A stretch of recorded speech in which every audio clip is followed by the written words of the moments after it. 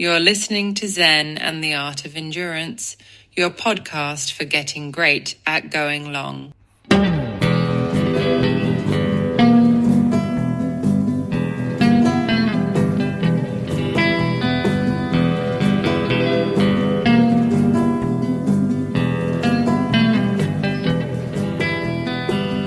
Hey there, all you endurance freaks and geeks, and welcome to another great episode of Zen and the Art of Endurance, the podcast where we go long and learn a lot about ourselves along the way. This is a long episode, so we're going to get right into it. I take you along with me for a week's worth of training and record a little bit during sometimes, but usually after a workout to tell you what I did and why, and little ins and outs and pro tips on how I got it done. It was a 14-hour week, maybe a 15-hour week. And also it's the one where we had all the snow and ice come through Texas. And I cover a ton of different topics. So just go to the show notes on the podcast, the description, and there's a long list of everything that I cover. And while it's not time indexed, you can actually pretty easily tell where the thing is that you want to listen to is by the context of what's around it when you start panning through the show, all right? So without any further messing around, let's put the rubber to the road and hit the training log. Here we go.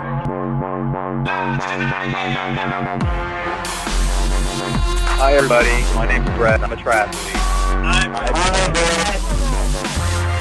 I decided it's time I got some friends more suited to my status. But Joe, we've been friends for years. Hey, we all make mistakes. Come on, dudes, let's go exercise! Exercise! Yeah! I'm gonna do sit-ups till I poop myself! Hey, welcome to the training log. I'm walking Zoey, the yellow dog, out in the snow and ice. It's just barely a little bit of each. On a Tuesday morning, after the snow and ice storm came through central Texas. And I am sick and tired of being at home for 4 days minus a 4-hour something, 5-hour gravel ride I did on Saturday. But aside from that, I have been stuck at home and I've been biking indoors and stay away from the gutter. It's slick. There's a big culvert pipe you could slide into. And then running with River in the snow and the ice. No, the cold. It's just cold and windy. And I like variety. That's one of your ADHD things, that no variety gets you kind of into a funk and it's very stagnant. But what I do want to talk a little bit about is this morning was a really nice example of taking things slow. This might be the show where I talk about letting things take as long as they take and working with intentionality and really feeling yourself out and doing things the right way, no matter how long they take. And one analogy is like the Japanese tea ceremony, where you just do everything correctly in steps, and however long it takes to do it right is part of it. And we'll get more into that because I'm almost back at the house. There's kids out playing basketball. And yeah, so this morning, because I had the joy of, I really got to experience this when I was working from home during the pandemic. And instead of rushing to get in my bike ride in the morning, I got up and I did my bike ride, and then I got ready for work. But I didn't have to really get that ready, excessively ready, like getting all dressed up and get the car and drive there and stuff. I ate breakfast in the amount of time it took to eat breakfast. And that's why I'm such a big advocate of us working, if you can, working from home or hybrid on those days, because you get to experience things taking as long as they actually should take, instead of performative showing up at places just to do the same thing that you could be doing at home. But that's not our policy right now. We got to go into work at where I work, and you got to be on board with that. So anyway, the interesting thing is, so taking the right amount of time to do things correctly. And it was so nice this morning not being in a rush. And that's a big part of it. And the soothing feel that has to it. And it goes a lot into, with training, there's this epidemic of there's shows, podcasts, whatever, training for the time-crunched athlete, and trying to cram all this stuff in instead of doing stuff right. So I'm an advocate, and we're going to talk a lot about on this show the experiences and practices and ideas and tips and tricks to do things right, what it feels like, ways to do it, and to help motivate you and for us as a society to take back our time and quit trying to do things, just try to one-up each other or whatever, and to do things right. So for example, this morning, I'm gonna let Zoey in because it's cold out here. And then I'm gonna talk out here on the front porch for a moment. Zoey, wanna go inside? There you go, good girl. She got a little jacket on. Okay. Go. I'm gonna be out here for a second. And River's standing in the doorway with my shoe in his mouth, as he always does. So I'm used to getting up kind of early, so it was no problem getting up. But then I made a bowl of cereal, and I got out the right dish instead of just the first dish. And then I got out a spoon, and then I realized there were some spoons in the dishwasher that were already clean. So I took some of those out, put those in the drawer. And then I ate my cereal and then made a nice cup of coffee. And while I let the coffee sit in the kitchen, and then I finished my cereal at my desk. I have this desk kind of in the living room area, and kind of this offshoot area. And then went, instead of taking it all, over to there, I was like, well, when I finish my cereal, I'll get up and I'll put the dish away. And when I put the dish away, that's when I'll get my coffee. And so then I got my coffee, and then I kind of checked up on the news a little bit and social media, and saw this article where Trump has decided to just to punish people or something. I don't know, because there's a whole thing where you got to hate the government. Make the federal workers all come in, which is like, instead of, there's no work from home, and it's like, if it's like advanced in the most productive way of getting stuff done in modern society, you should be actually for it instead of just punishing people to punish people. Then a thought crossed my mind. I'm like, yeah, you're gonna make all federal employees come into work, right? So that means you, and also not on the golf course, and not just picking on Trump. I'm just talking about any CEOs. We got Zuckerberg and what's his face, Elon Musk and whatever. They're all these CEOs demanding people come into work. It's all performative. It's all to just try to one up each other about who's the most, meanest boss that they can be. And then while they're, traveling around the country and the world, doing whatever they want, barely coming into the office. So anyway, you can't be the CEO of 5 different companies and also be at the office at every one of those companies at the same time. It's a physical impossibility. So you are calling stuff in and making decisions from wherever you are. It's a much more effective way of getting work done nowadays, and keep your employees happy, and also being competitive, which we're talking about capitalism, competitive in the market. Okay, that's my rant about working from home. Someday, I got my fingers crossed, we'll go to it at my office. Until then, I got to be supportive of I'm in management, so I got to be supportive of the decisions we got and set a good example, and just be patient. But the other thing is, let's see, we get into, I take my time making my fuel, getting on my bike. And I'm a little bit later than I would be getting on the bike than if I was getting home. But it's fine because I don't have to commute in. So I get in a nice ride. And then because I'm less stressed, I actually have time to think about what's the right workout to do today. And so I did standing and pedaling over the hilltops. Felt like a good thing to do today. And instead of sitting the entire time. And so that was nice. And let's make sure we're recording instead of the phone freezing up.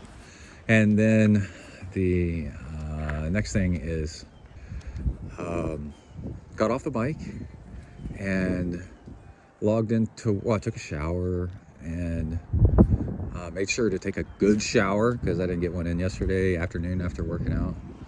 And then I got a neighbor pulling up in the driveway. Then I sat down and had a sausage egg biscuit with some hot sauce and logged in the computer. And then, oh my God, it's Kylie. And then Kai's girlfriend just pulled up in the driveway with her dog. And then we'll get a little bit of her on the podcast here. And then logged into work and set up some meetings. And in my Ripple, he's back. Hi, baby. Yes. You survived? Yeah. Is that Kai's jacket? Yeah. Okay. I got a new one. All right. So now that one's yours. Yeah. Pretty much. All right. Well, welcome home. How were the roads? Not bad. Okay. Good. But I wasn't really like. Okay. And then, let's see, but everything was done with intentionalities. Like, is this the right thing to do now? Yes, it is. And then also like I was saying, the Japanese tea ceremony, like, well, I'm going to do it the right way. Instead of getting on the computer and shoving the laptop in and shoving a whole bunch of stuff over, actually move stuff out of the way and then set my stuff down. And then, like I said, set up some meetings and such. And then I took a phone call and then then I got that out of the way. So I had a few minutes, just like as if I was at work, instead of going to the break room and grabbing a green smoothie, I went over to the kitchen and made myself a green smoothie with blueberries, bananas, and kale and carrots. And then got back on the computer and did some more work while drinking my green smoothie. And then the dogs started acting like they wanted to go outside again. And that's what I'm doing right now. And that's it. So it's pretty amazing. And then I took them and walked them, not in a rush, I let them sniff. And then when they were done sniffing and pooping, and then we come back inside, no big deal. And then I'm noticing there's a piece of something on the ground here. It looks like a piece of bike equipment that fell off, a zipper. Anyway, I'll be back in a little bit with more. Okay, bye.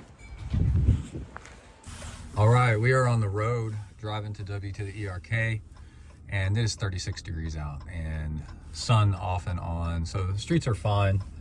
Just gonna have to watch out for like any bridges. So there's a route to work I can take that has almost no bridges, very short ones at most.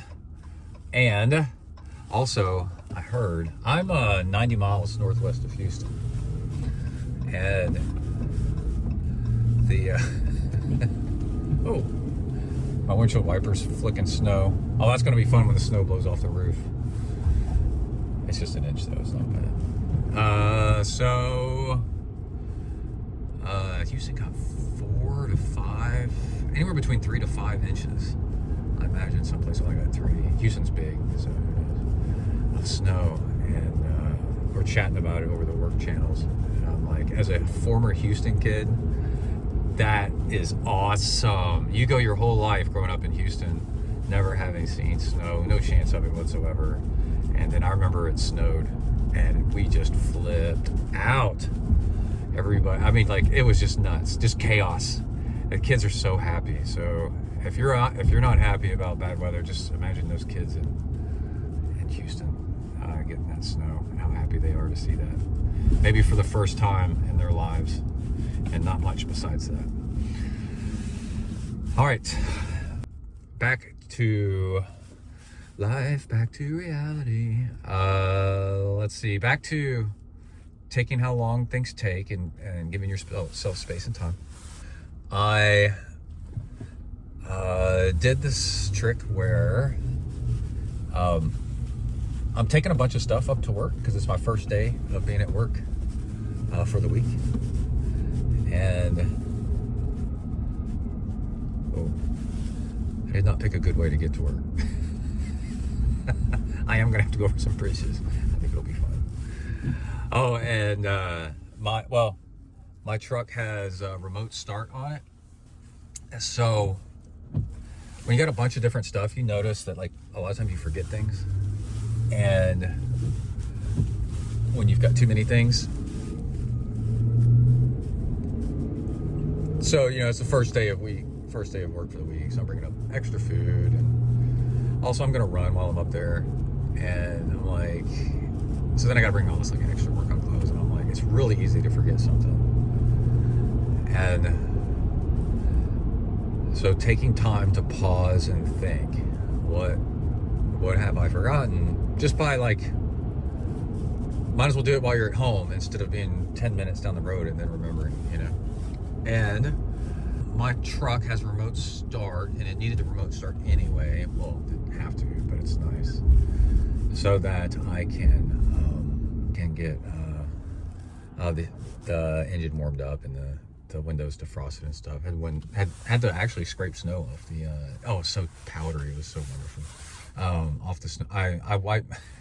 How do you know I'm a swimmer / triathlete? I got the snow off the windshield of my car with a pool boy. That's the only thing I can find. And most of us down here don't have ice scrapers and stuff, where we can remember where we've left them. There's probably one in my glove box. But anyway, I fired up my car from inside the house, and then asked myself, you know, do I have everything? And now I'm wondering, actually, do I have everything? Let me pull over and look. Hold on. Yes, I do. Got 3 bags. Got a clothes bag, got a work bag, and got a food bag. On rare occasion, I'll forget one of them. Anyway, you get my puffy jacket against my seatbelt because we're all... Anyway, so my truck has remote start, and it'll run for 10 minutes before it'll shut itself off because nothing happened. So I know I've got 10 minutes of it warming up. And we're gonna go over a high bridge. I got all-wheel drive. I got a BMW. Of course, I got a BMW pressing me from behind. Freaking BMW drivers. Living up to the stereotype. Anyway, I'm driving the white Ram, which is the second worst. What vehicle do you automatically assume is being driven by a total asshole? Dodge Ram. Giant white truck. Dodge Rams always seem to be driven by aggressive assholes. A Dodge Ram pickup truck. God, they think they can do whatever the f*** they want. Bonus points if it's a sparkling white truck. Lifted trucks with high beams on. It's like staring at the sun. So what I did is I fired up my truck from inside the house, and then while it's warming up, I sat there, I put my feet up and just closed my eyes, and I put my music on my headphones on kind of like meditation music, and just sat there and thought. Okay, here we go. We're gonna go across the bridge, put the phone down.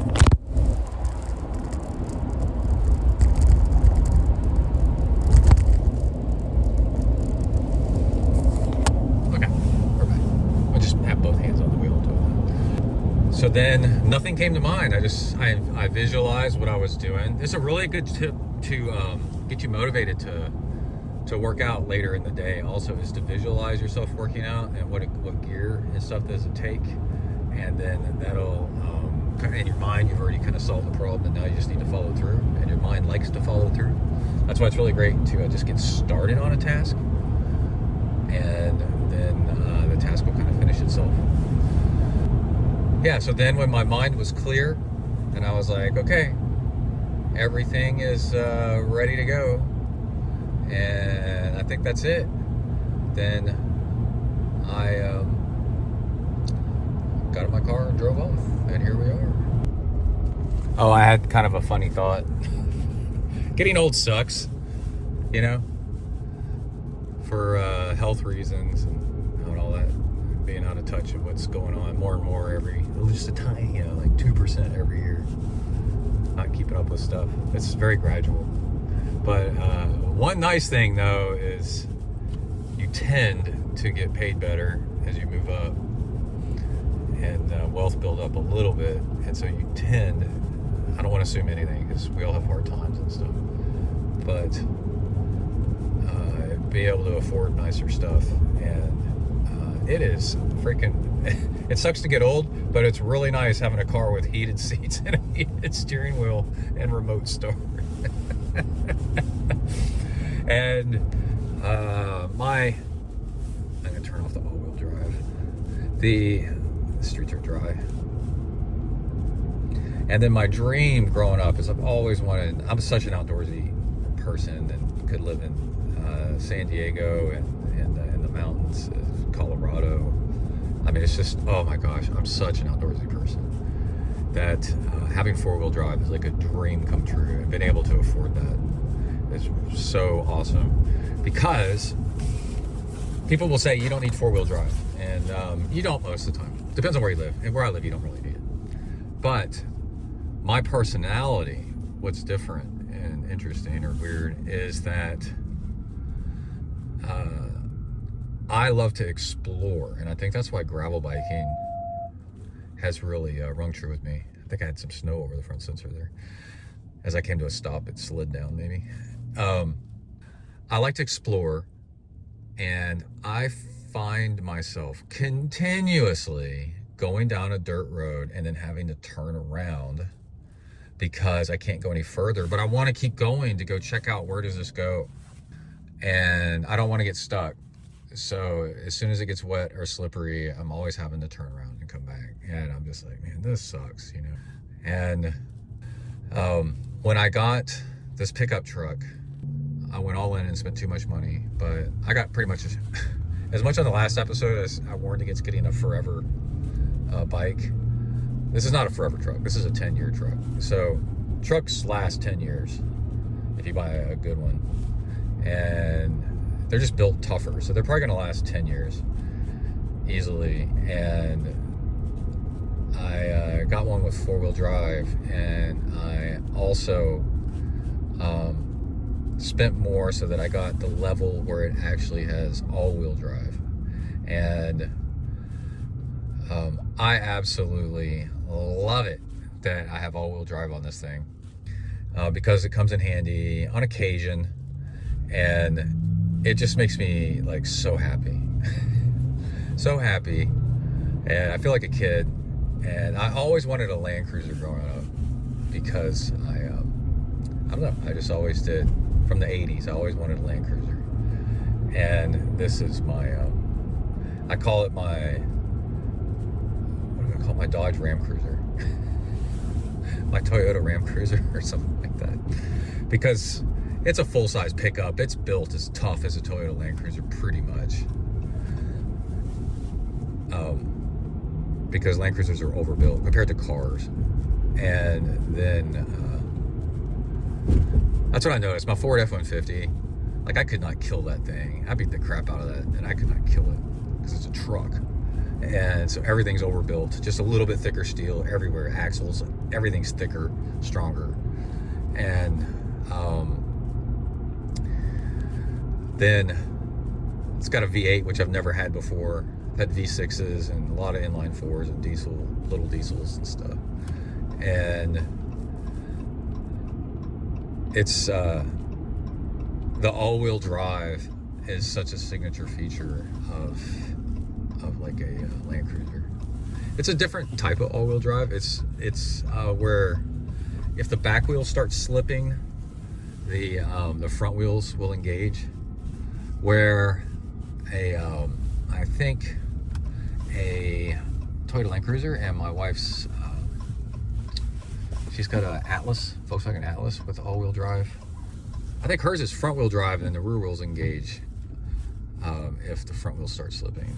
But Toyota Land Cruiser is like all wheels all the time, which is overkill. You don't need that, and it uses extra gas. So this is it's like a smart Land Cruiser. All right, we are at the orifice, and we're gonna see how the rest of the day goes. Here we go, out.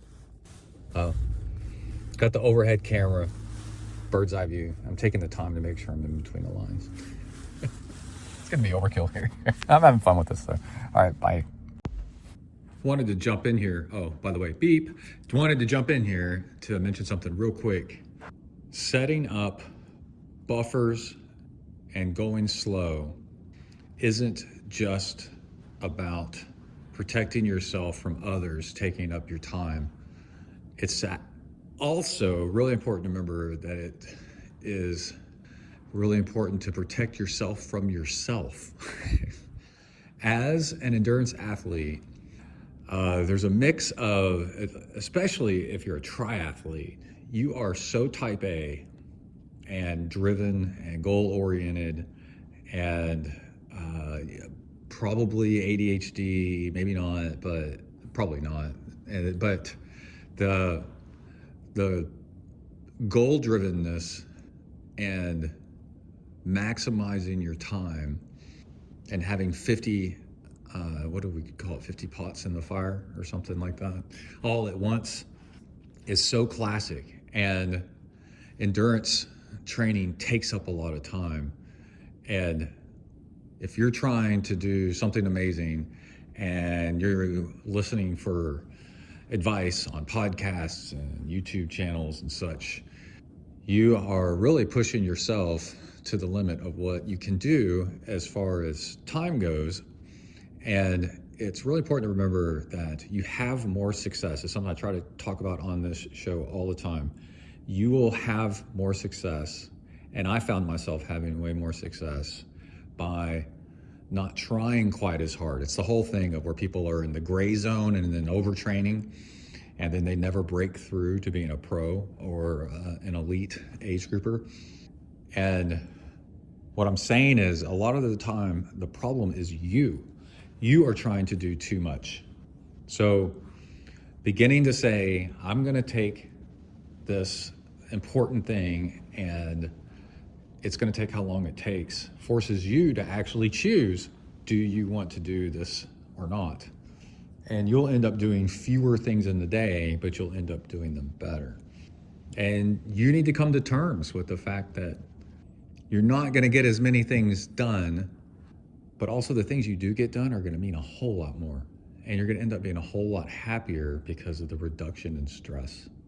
But just a note, this isn't just to protect you from other people.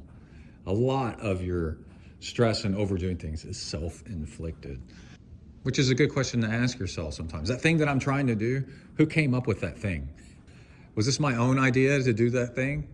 Or is somebody else actually, it's a deadline that I actually have to do for somebody else that's actually required, you know? Or is it somebody else that I could say, you know what, I'm not gonna do that thing anymore. Anyway, all right, I'll be back. All right, we are back. Had several things cross my mind on and off the treadmill. Ran an hour, was only kind of half feeling it, and I've been like running a bunch lately. Everything's relative compared to normal. And because the pool's closed because of the cold. So I've been running and biking more. So you gotta like be chill. Don't overdo it, dude. And so I was doing run walk, the Galloway method, which now some people are deciding to call Jeffing because why keep anything the same? Anyway, a big pile of snow in the road. And yeah, several things crossed my mind. One reason that you want to, so I was putting everything away after getting off a treadmill and being very like thoughtful, so mindful, so demure of where I was putting things, because you got so much equipment to do anything in any of three of these sports that you forget where you put things. So I got headphones, I've got fuel, I got water bottle, you know, clothing and stuff that if you move locations, it's easy to lose stuff or forget where things are. And then you start another workout or get someplace and then you're missing stuff, you know, which is like, that's the most aggravating thing. Like getting to the pool and forgetting your swimsuit kind of stuff, you know, or your goggles. Anyway, the thing that crossed my mind was one reason to be so mindful, so demure and thoughtful and slow down is to keep up with your gear better so that you have some more success more often. with your workouts. And because now you know where everything is, because you actually paid attention and put things away slowly. So I could have gotten off the treadmill, hurried up and rushed, and then, you know, get everything back and try to get back to what I was doing before. And I'm like, no, these are the important things, and how you do anything is how you do everything, you know, that kind of saying. And everything, a place for everything in its place, and being purposeful, but without trying too hard. That's the whole thing. You don't want to be like obsessive about it. You just want to be relaxed, because if you get obsessive about it, then you're inducing stress again. So you just want to be relaxed about it. And then what crossed my mind, two other things that crossed my mind. One is about walking slowly as I'm being passed while driving right now. And we're going to get to that in a minute, because I think that one's so interesting and so cool. Driving and walking slowly, more slowly than you're used to. And that's fun. But in the meantime, we're going to talk about something that's not quite as fun, which is, what do you do about people that think you're coming across as selfish? And I haven't really solved that one, except to have in your back pocket memorized some phrases so you can quickly reply to people. And one trick is to put things back on other people to explain themselves, right? When somebody says, why are you taking so long, or whatever, you turn it right back around on them and you say, do you have anything that's important to you? Like that. And then now they're on the back foot, and now they're having to defend themselves, and then you've taken the pressure kind of off of you, and they go, yeah, and then you say, well, like what? And then they go, and then after a while you go, well, this is really important to me, and I want to do it right, you know, something like that. And it's a real problem, I think, especially if you do triathlon. So you're doing 3 sports at once. You're trying to get so much done. You can come across as self-centered, but honestly, that's what frustrates me so badly, is I want everybody to be doing this. And okay, so that would be another good thing to have in your back pocket, is to say, if you were taking this long to do this, it wouldn't bother me, right? And then they go, well, it's bothering me. And they say, well, if it doesn't bother me, then maybe it shouldn't bother you, you know? So, I have no problem with people taking the time. I think everybody ought to exercise more and slow down more. So it's fine with me. I've seen that in work environments where people are working their asses off, and you're just kind of like, hey, you know, just chill, dude. You're not gonna fix the world. And you're gonna burn yourself out. You're gonna quit your whole career if you struggle so hard. There's all the time in the world to do that. Let's take our time and do it right, you know. And anyway, so there's that. And I think if people have thoughts on that, I'm probably going to post this video on YouTube. Go back and post your comments on the YouTube, because that's a great place to have conversations about this kind of stuff, about your thoughts on how to appear what are your tricks to not appear as self-centered while you're slowing down to take the time to do things right. And it just happens to be things for yourself. But like if you were scrubbing a stove for the family, you're doing it for everybody. You would take the time to do that right, you know? So what's the difference, right? Just everything you do, you should be like that. Okay, the next thing is, I have a daily task list, checklist. And one of the things on there, some of them are just reminders. And one of them is eat more fiber. And then another one, because that's the number one way to stay healthy, is fiber in the American diet. That's our big problem. And the next one is walk slowly. Another one is don't talk too much. Don't add too much to the conversation. Let people explain themselves. But so walk slowly on purpose. I got a really cool story about this. When I was a senior in high school, when I was a freshman in high school, I was in Spanish class, and that's a mixed age group class, mixed year. And so there was a senior in there that was super cool.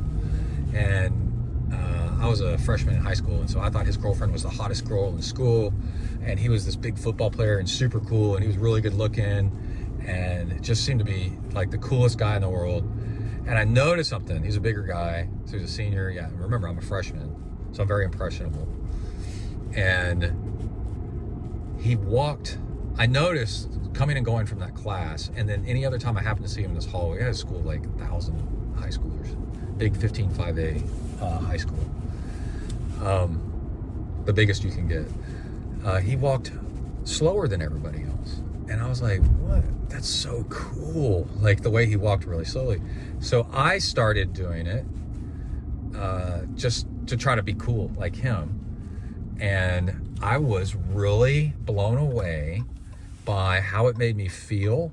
And also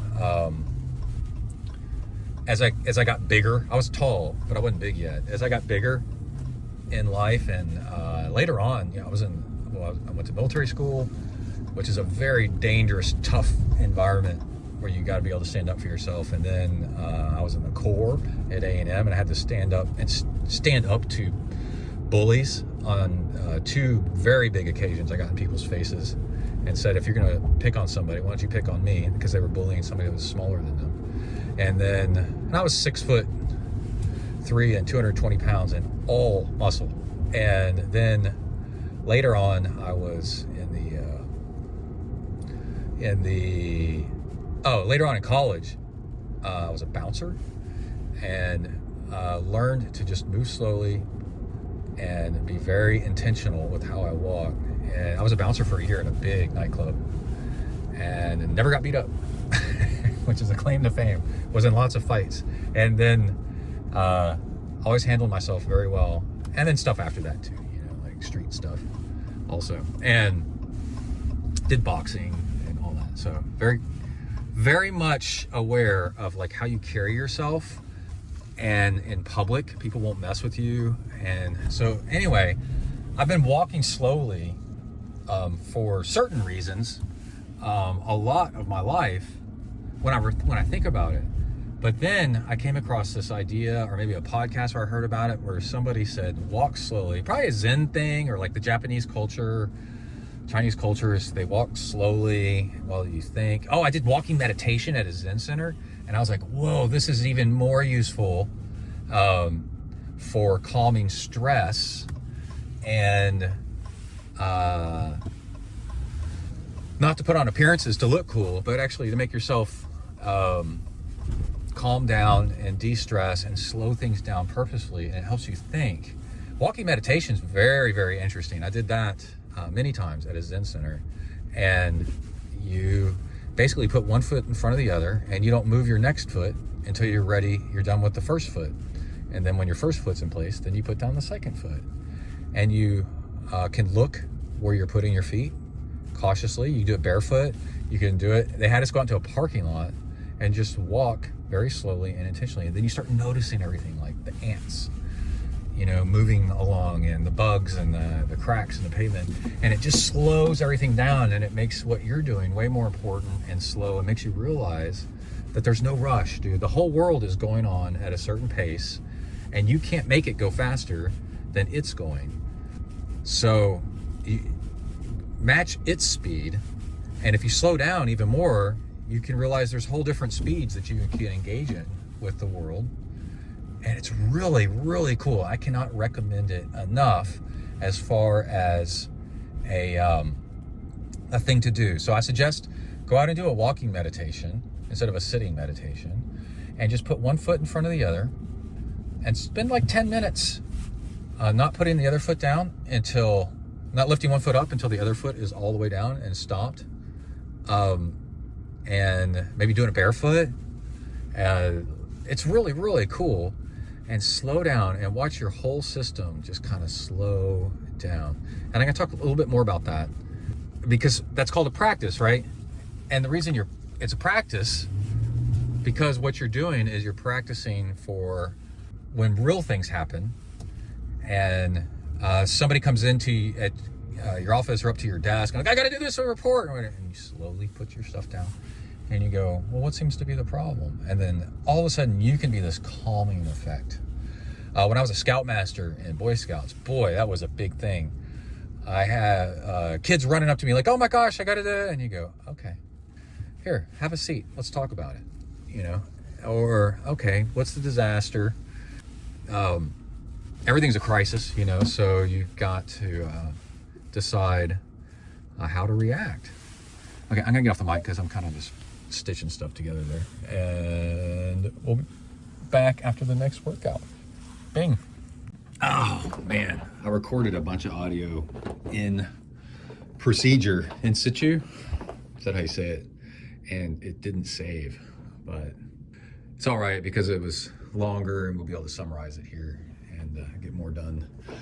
And yeah, so I drove to the pool after all the snow and ice. I ran one time with River and the snow and cold and all that, and then went to the pool. Finally, the pool reopened, and they were open when it was 19 degrees outside. It's an outdoor pool, and so on Instagram, Zen Triathlon on Instagram, you can go see the photo of the.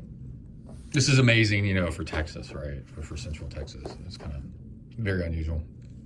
And I always need to say that I was born in Ohio and grew up with in the snow and with the snowsuits and all that stuff. So it's not that new to me, but it's always really, really special.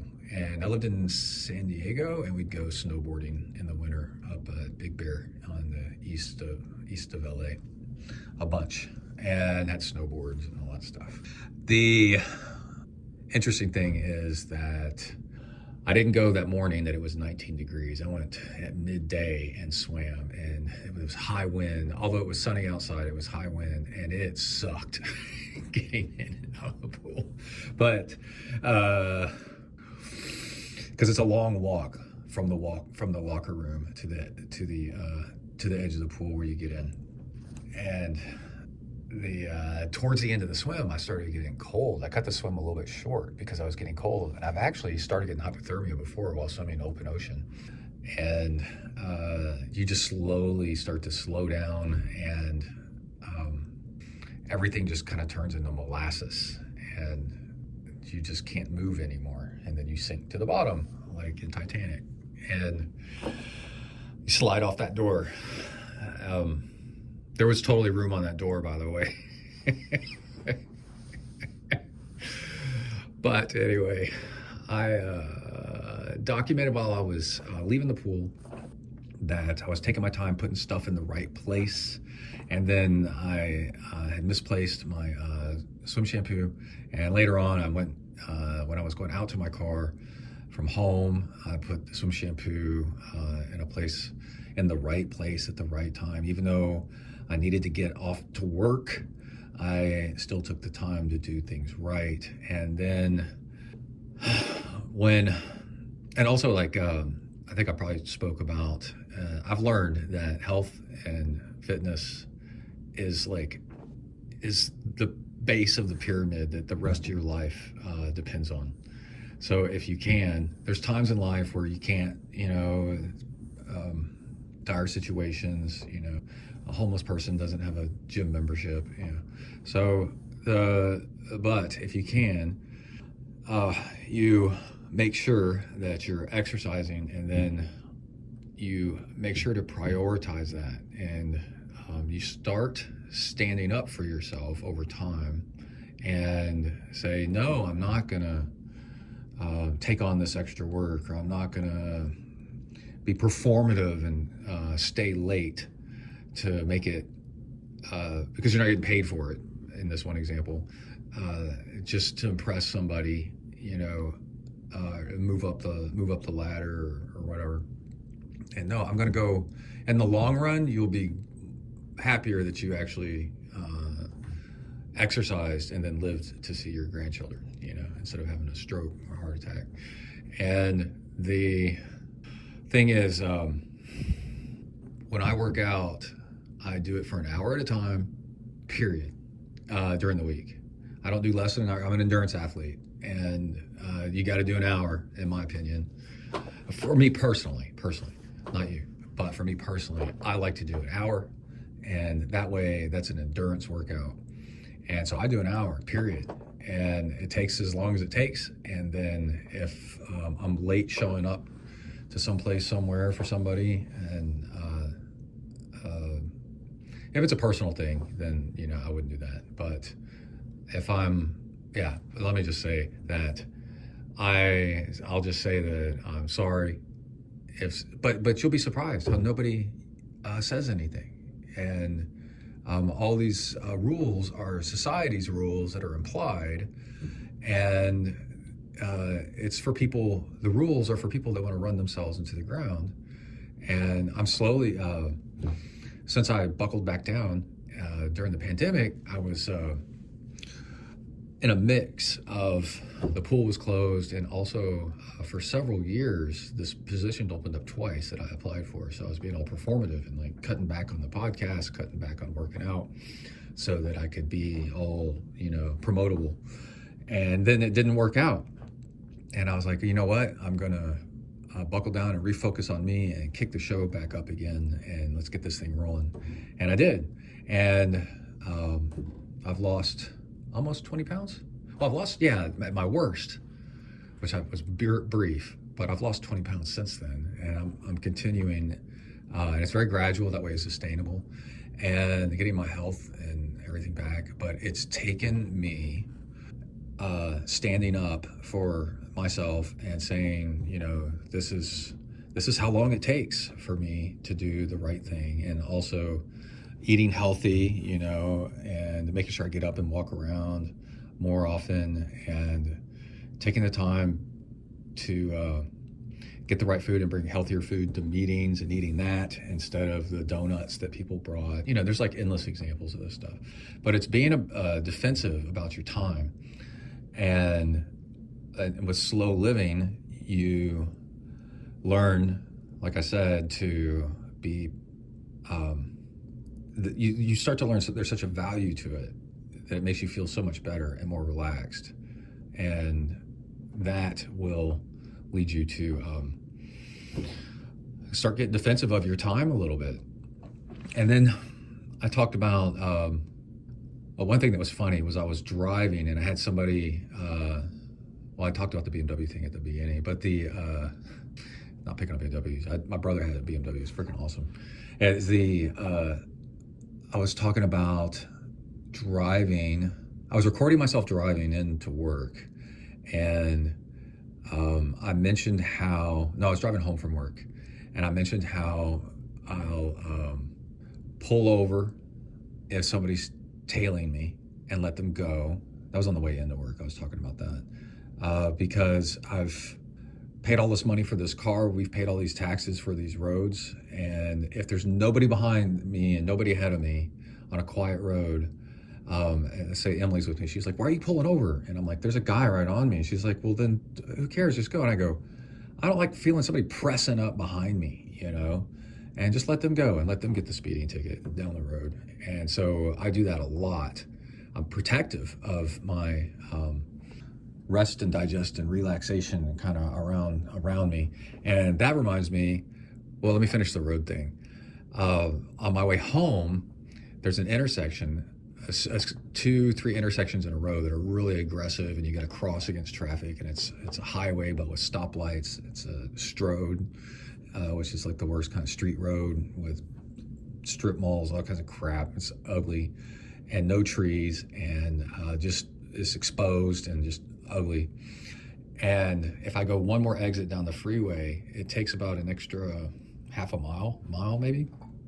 But that street, when I get off the freeway, is almost a mile long of high trees on each side, and a single, barely a 2-lane, no center stripe, just quiet country road that's straight and into the trees. And it's like this decompression of driving through that, and it's 35-mile-per-hour speed limit. So and not many cars, hardly ever. And that's the kind of road where if somebody came up behind me and was like aggressive about wanting to pass me, then I would just pull over and let them go by. So I can enjoy this quiet road that I'm on. So there's that. Then also, I talked about this YouTube video that I was watching, and it was about habits and how important habits are and rituals, which I talk about on occasion, you can check out. So the summary of it was something that I'd always known, so I'll tell you that, but I learned something new at the end of it, which I'll tell you at the end of this little bit right here. I described this, was it this morning? I was driving into work and I described how I got on the bike and kind of mentally, getting on the bike, I just mentally checked out, and I don't judge, and I just relax and just go through the ritual. And then 10 minutes into the bike ride, this is on my trainer, I'm kind of like, I'm so in it, you know, and it's almost like you're being in a state of hypnosis whenever you're doing a ritual, and one thing just follows after another, because you've done it a bunch of times. That, yeah, it's like a state of hypnosis, and you don't even have to think anymore, and it's fantastic. And so it's like the first time you do something, and it's really hard. The second time, it's not as hard. The third, fourth time, it gets pretty easy. And then after a while, it's harder to not do the thing than to do the thing, because your brain burns these neurons together, kind of like a tire track in the dirt. That's easier to be in it and hard to get out of it, as based on repetition, because your body's trying to be efficient at this. And so, yeah. Anyway, it was a really good video talking about the power of rituals. Maybe if you Google it, you can find the power of rituals. And one thing that was really cool towards the end of it was the woman, whatever, that was narrating it said that rest and digest versus fight or flight, which is huge in endurance sports. You need to be in rest and digest as much as possible, because all this working out will wear you out. In daily life right now, all the stress and uncertainty of everything is too much. So the more that you can be in rest and digest, that's almost like that is the state of Zen. You know, that is the state of enlightenment, is if you can be in rest and digest all the time, because you think more clearly, more calmly. And let me refresh and see if my watch is being delivered. Okay, I'm so excited about this watch being delivered. Yeah, I talked about rotating bezels on watches, but we'll talk more about that later. Let's see, let me refresh this page. 5 minutes, and it's not, I'm sure there's no difference. Yeah, there's no difference. And the thing is, they explained it, that if it's a habit, you're trying to do that thing, let's say getting ready to go for a run, and it's ritualized, you know, you make your fuel, you get out your running shoes, you put on your shorts, you make some water, you know, you leash up the dog, like you do this over and over, and you've done it 1,000,000 times, right? Versus the first time that you ever do something, right? Well, if it's something you've done a bunch of times, then your body stays in the rest and digest phase of living, and because it doesn't have to figure anything out. It's already just figured it out, and it's on autopilot. And then if you're trying to do something for the first time, then your body's like really stressed out because it doesn't know what to do. And a really good example of that is if you're driving a route, a road or whatever, or even a bike ride or a run route, but you've done it 1,000,000 times, your heart rate will be lower, your nervous system will, your cortisol, everything will be just like really chill, because you've just done it 1,000,000 times. Even if you're driving a long distance, but you're driving to like your parents' house, and they live 3 hours away, like when I visit Emily's family, we've driven the road so many times, you don't really think about it. And so the really cool thing is the fact that, but if you're driving somewhere new, I've pointed out to people a bunch of times that are in my life that I care about. So be extra careful. Notice that when you drive somewhere new, that you make mistakes. Other things happen in traffic that are unusual and weird to you, because you don't ever drive down that road. But they're used to driving that road, so they just blatantly do things. Pull out at this one driveway that, you know, has people. You don't realize like how much stuff you've auto-programmed into your mind. There's this one intersection or driveway where people pull out all the time, you know, and you know that, so you're ready for it. So you kind of like lay off the accelerator a little bit. But let's say it's a new town and you don't know that. then you're more likely to have an accident. And I live in a college town, and in the fall, every year we talk about the new students here in town, and it's a 60-something thousand student university. And so we get 20,000 new residents in a town of 100,000 every fall. And so just in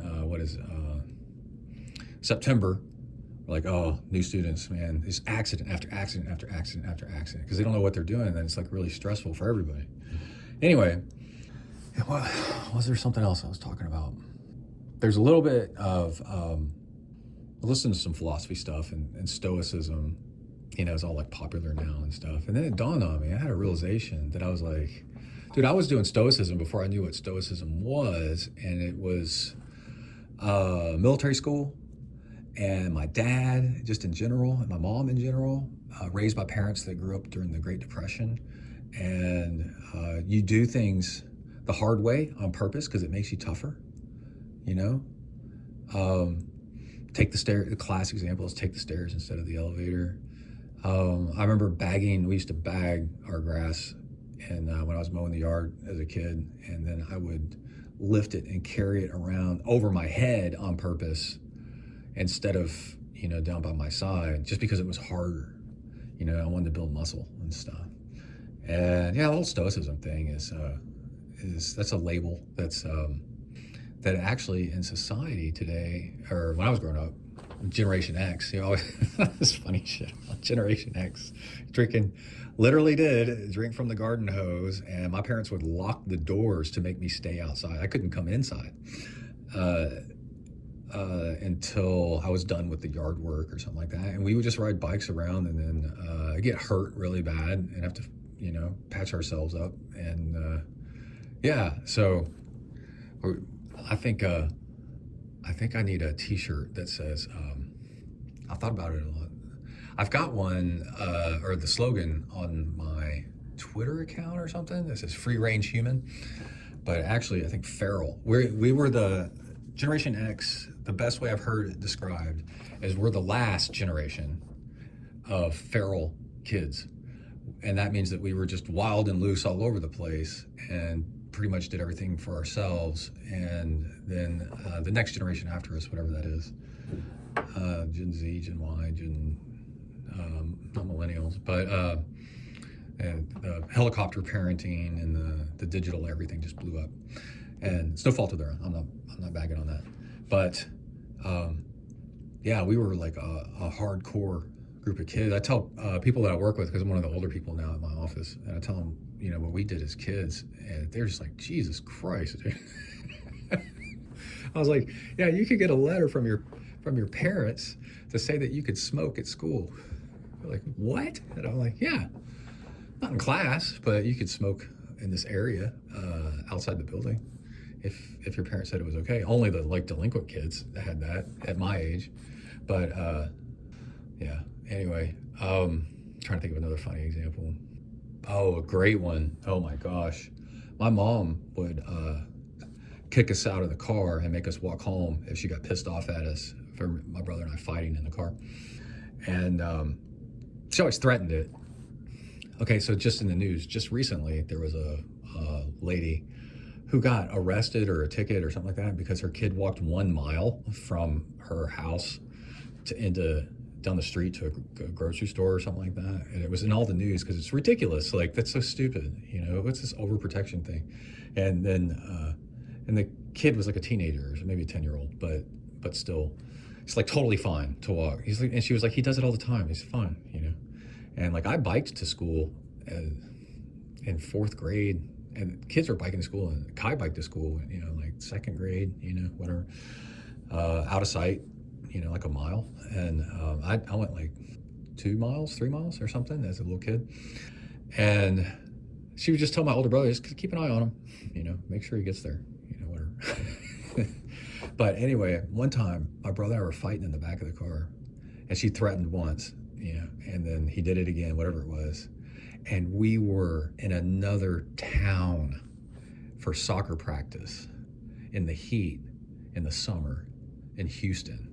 And Houston has all these towns around it. And so we lived in Kingwood, but we were on the way back from Humble, is what it's called, spelled humble, but you say Humble Oil Company, where oil was struck for the first time in Texas and in the United States.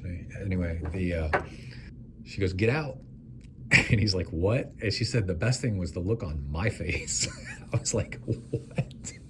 And he was like 14 or something like that. So we were both very fit and could easily, handle the distance and stuff. We were Boy Scouts and whatever. But she made him get out of the car. He was like, "It's so far." And she was like, "Get out. I already told you." And he showed up at the house hours later. And she said, I was really quiet the rest of the ride home. Oh my God, dude. And he was fine. Yeah. So anyway, all right, I'm just rambling now. I'm going to get off the mic and talk to y'all in a little bit. Bang. All right, we are on the way to W to the ERK. I recorded a video, which I'll tack the audio of it in this podcast, running with River this morning. It was 26 degrees. It was either 28, and then it started dropping 27, 26, because it gets coldest right before the sun comes up. But I just wanted to run, dude. I biked yesterday. I'm not interested in going swimming because it's so freaking cold the last time I went, so I'm kind of burned out on that for a moment in a couple of days. I love swimming. It's the only thing I'm good at. It's not like doing flip turns and and gliding, because actually people that do better in sports are people that are actually good at them, and then they like doing them, and then they do them more, and it's the doing it more that makes you better.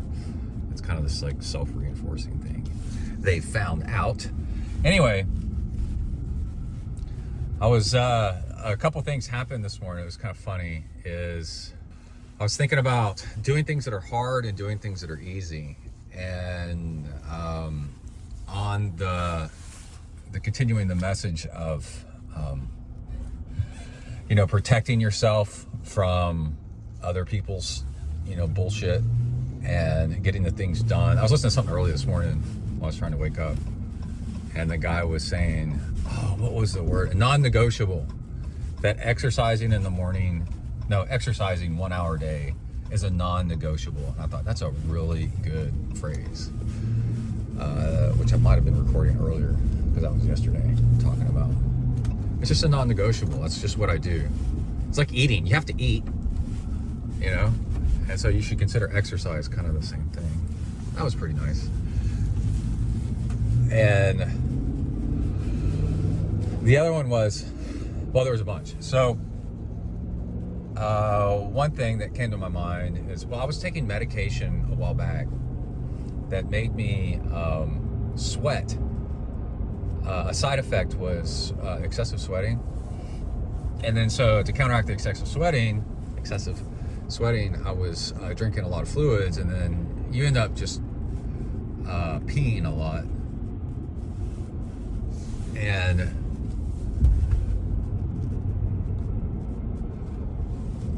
yeah, so I was needing to pee all the time, and I found that I was just a regular car drive would be miserable unless I peed before I left. And then I learned to love it. The Dr. Zhivago peeing incident, where I learned to love the pee. And I learned that, I started a habit that I really like, in that I pee before I drive anywhere. But before I'm going to spend 10 minutes in the car, I make sure I go pee. I'm not taking that medication anymore. And so the habit's stuck. So when I leave work, before I leave the house to go to work, before I leave anywhere to go, if I'm going to go eat lunch somewhere, I'm going to go meet somebody, or definitely before I work out, obviously, I make sure that I pee, and then I get to enjoy the drive, because driving kind of puts you in this trance, like I've said, and it's nice. And the traffic, like I'm dealing with right this moment, driving in, it's kind of like being hungry. Needing to pee is a lot like being hungry. it makes you stressed out, and it sucks, and it makes you angry, and then things just get worse. There's a trick with pulling an RV. I saw this was so cool. This family that did RVing all across the country during the pandemic a lot and was really successful at it. They said, pro tip, 20 to 30 minutes before you get to the spot where you're going to back your RV in. And that's really stressful because, you know, backing an RV in or getting an RV set up is like really, you got two people yelling at each other. So anyway, they say, pro tip, pull over at a gas station when you're getting close to your spot and eat a candy bar or snack and go to the bathroom. And then nobody's like frustrated to get the parking thing done back in the RV in, because they've already, they don't need to pee, and they're not hungry anymore. So I thought that was pretty cool. Anyway, so I peed before I left the house, and that made me want to mention made me remember that I wanted to mention that. But on the other hand, so now my drive into work is going to be way more pleasant, fighting traffic because I'm not needing to pee. And it's protecting my time, but I'm taking that extra time to do that, you know, to take care of myself first. And then the next thing is, I don't remember if I talked a little bit about stoicism yesterday or not, but the whole thing about, I was doing stoicism before I knew what stoicism was. And it's just being a little bit extra tough on yourself, so that you're tough when you actually need to be tough. And so I grew up doing that all the time, and that's a side effect of a little bit overly strict parents, you know, making sure that you're tough and not spoiling you. And oh, you're cold? Good. Learn to deal with it. Emily says stuff like toughen up, buttercup, or something like that. And because she grew up on a farm, you know, you just got to get stuff done. And I also grew up, you know, trying to put on muscle and looking beefy and being strong and whatever. And so, like, if I'm carrying bags of grass across a lawn or something, then I would carry them over my head on purpose, you know, just doing a little bit extra on purpose. But there's this thing where I've learned that this is the opposite of protecting yourself, but it also really works. So I just kind of wanted to mention it. Is I've learned that if something is going to suck, but not for very long, and you know you can handle it, then do it on purpose. And then that'll make you tougher when things actually suck and there's nothing you can do about it, you know. And it also makes life more interesting. So an example of that was this, well, also, you know, running when it's freaking freezing cold, you know, but in shorts.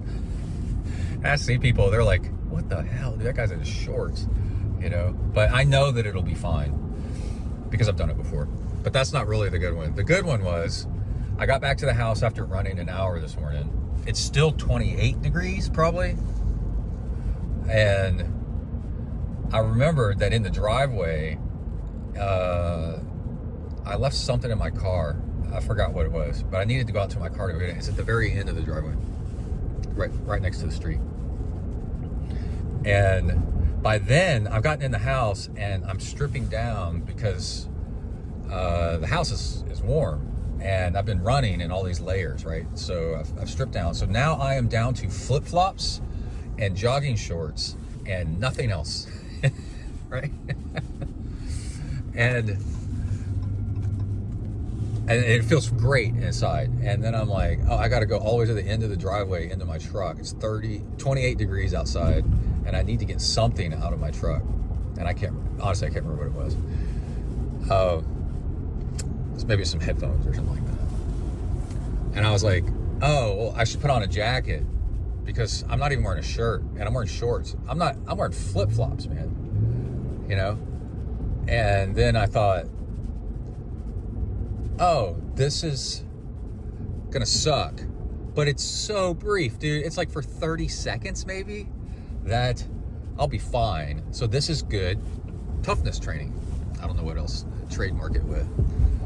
And then I was like, oh, so my instant reflex is do it because it sucks, but also because it's really short. So I'm not really worried. You know, I'll be fine. Doing stuff because it sucks, but enduring it for really long periods of time, oh, that's next level kind of David Goggins weirdness. Anyway, I know it's Goggins, but so it was so funny.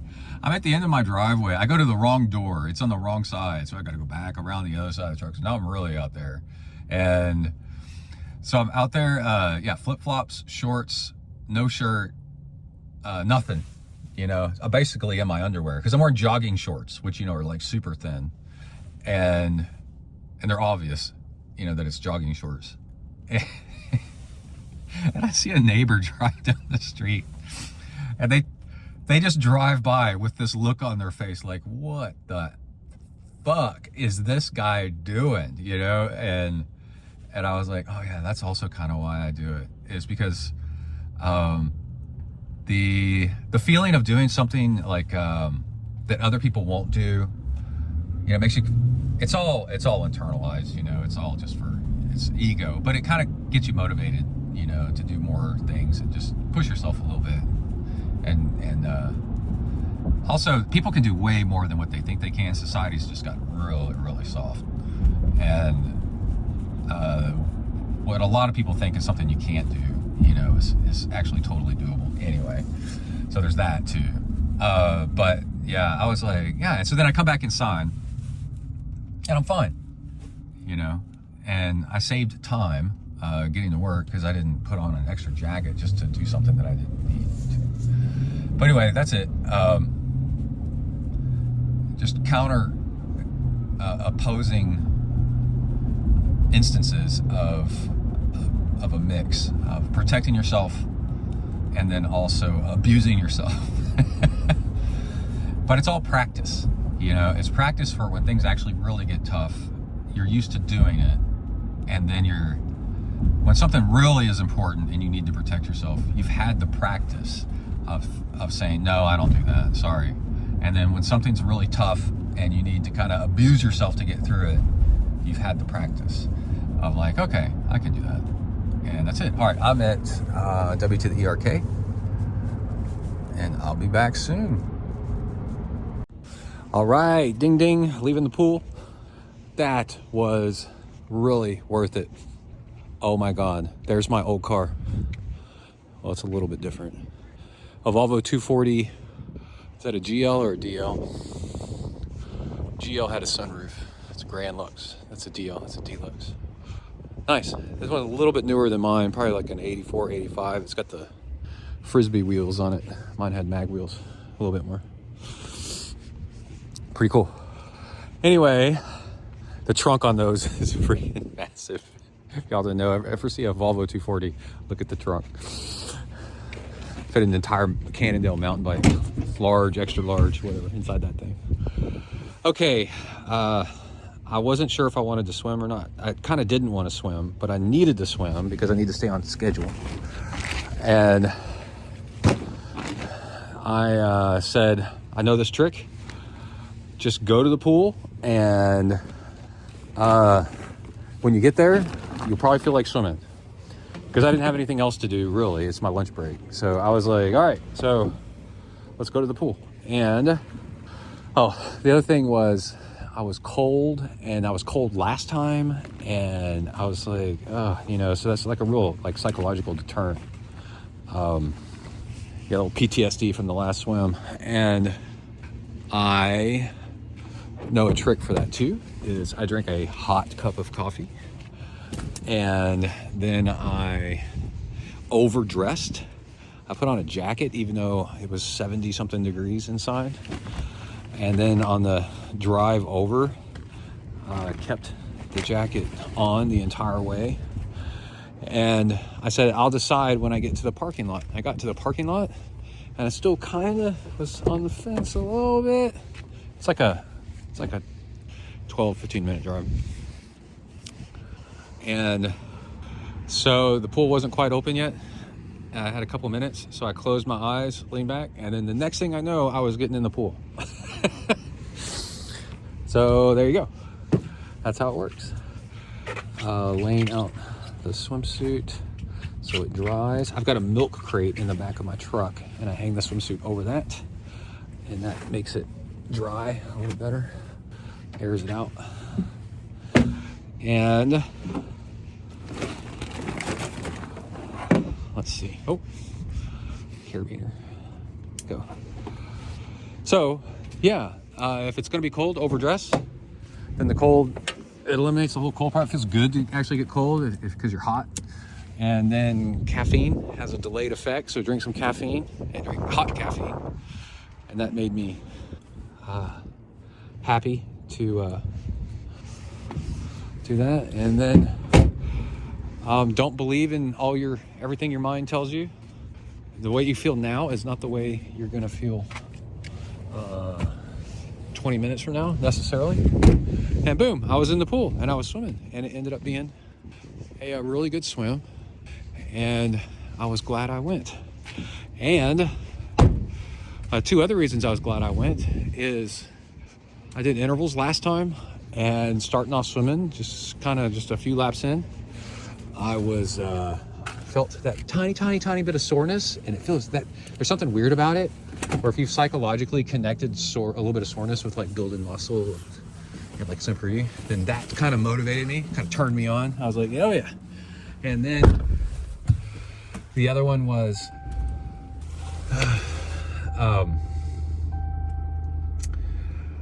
there was a guy in line when I was checking in through the gate to the pool. Oh, plus it's a beautiful sunny day. The wind was a little bit more than I thought it was going to be, but it wasn't bad. And there's a guy in front of me wearing shoes that I was really interested in. Okay, go buddy. Oh my God. Okay, I guess I'll go. And they were, oh crap. I'll look at my phone because I wrote it down, because that's another tip. Nature, naked, kind. What kind of shoes were they? Let me see. I wrote it down in my notes app. Native. There we go. Native shoes. So I'm standing behind him, and I go, oh, he's wearing Vans. Cool. And then I look closer and I go, those aren't Vans. Well, there's something weird about them.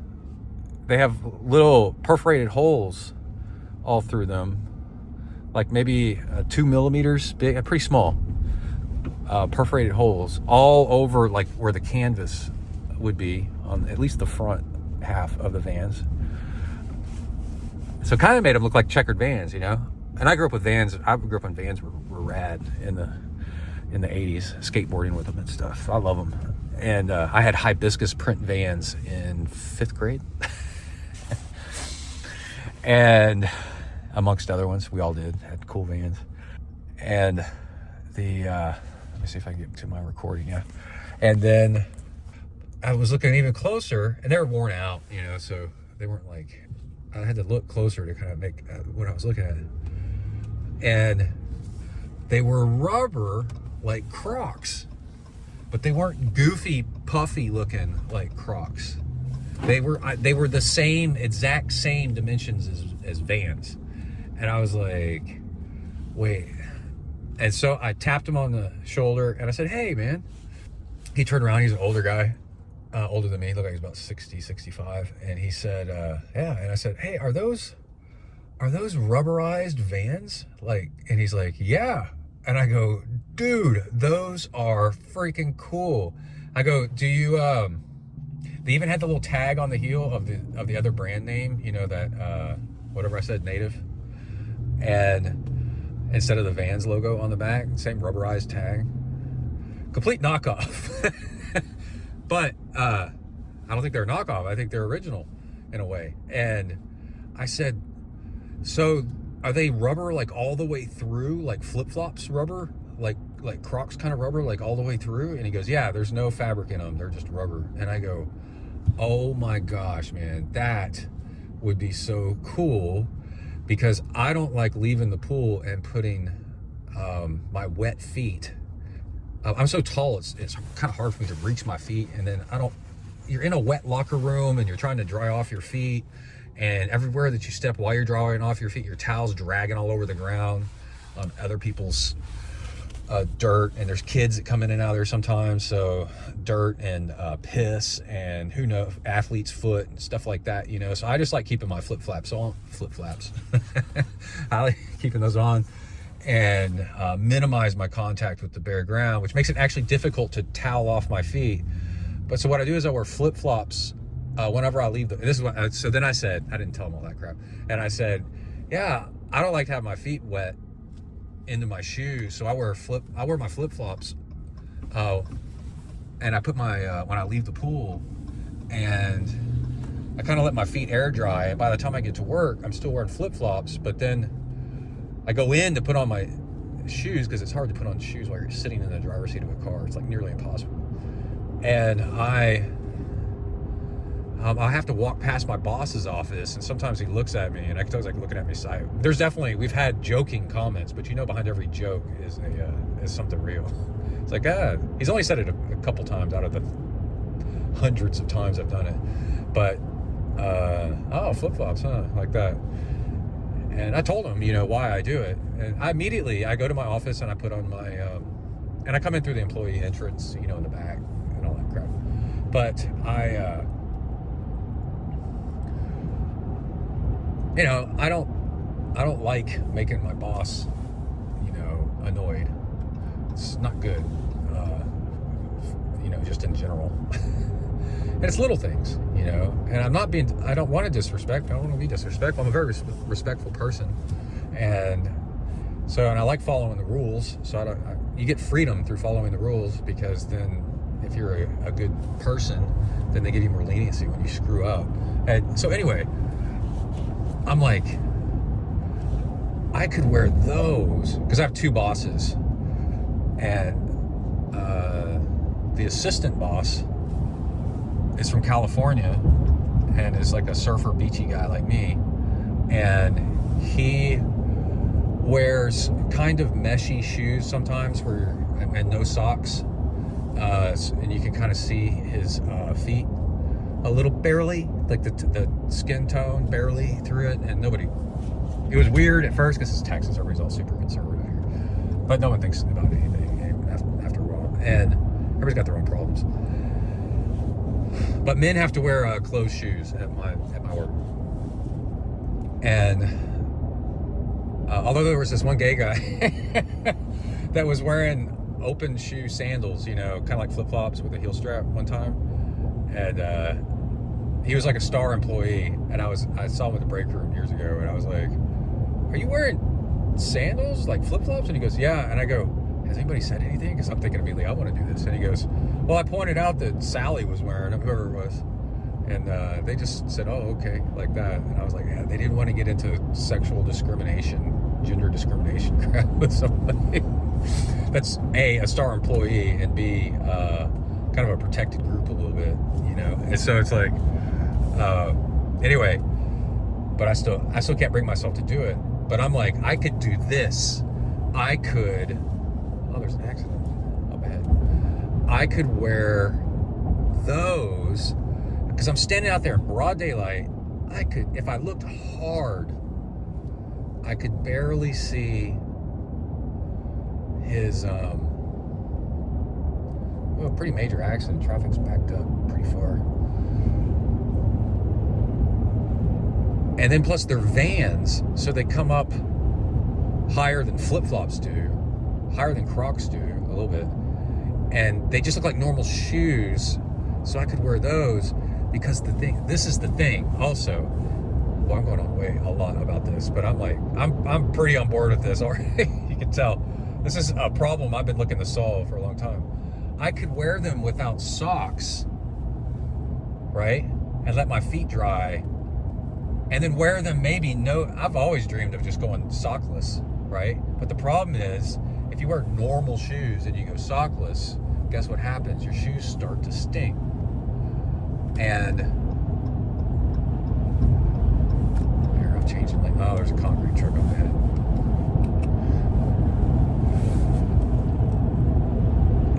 Your shoes start to stink, and then washing them, if they're cloth, fabric, whatever kind of shoes, is a challenge. They're never the same. Even if you get them clean, that bacteria is still in there, and they reactivate the next time you wear them. I know, because I went sockless like all through high school, when I was in public school, and middle school, and so I've been through this. And we used to wear topsiders a lot in vans with no socks. But if they're the same material as like flip-flops or if they're rubber of some sort, synthetic, then and waterproof, then I can just wear them in the shower.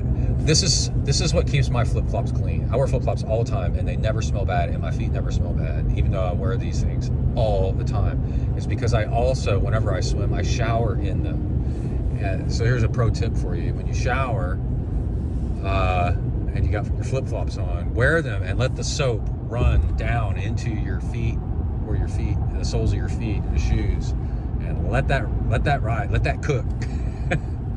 Because that soap is going to clean those shoes and or those, whatever those are, while you're wearing them. And so I'm super excited. So I'm going to look up native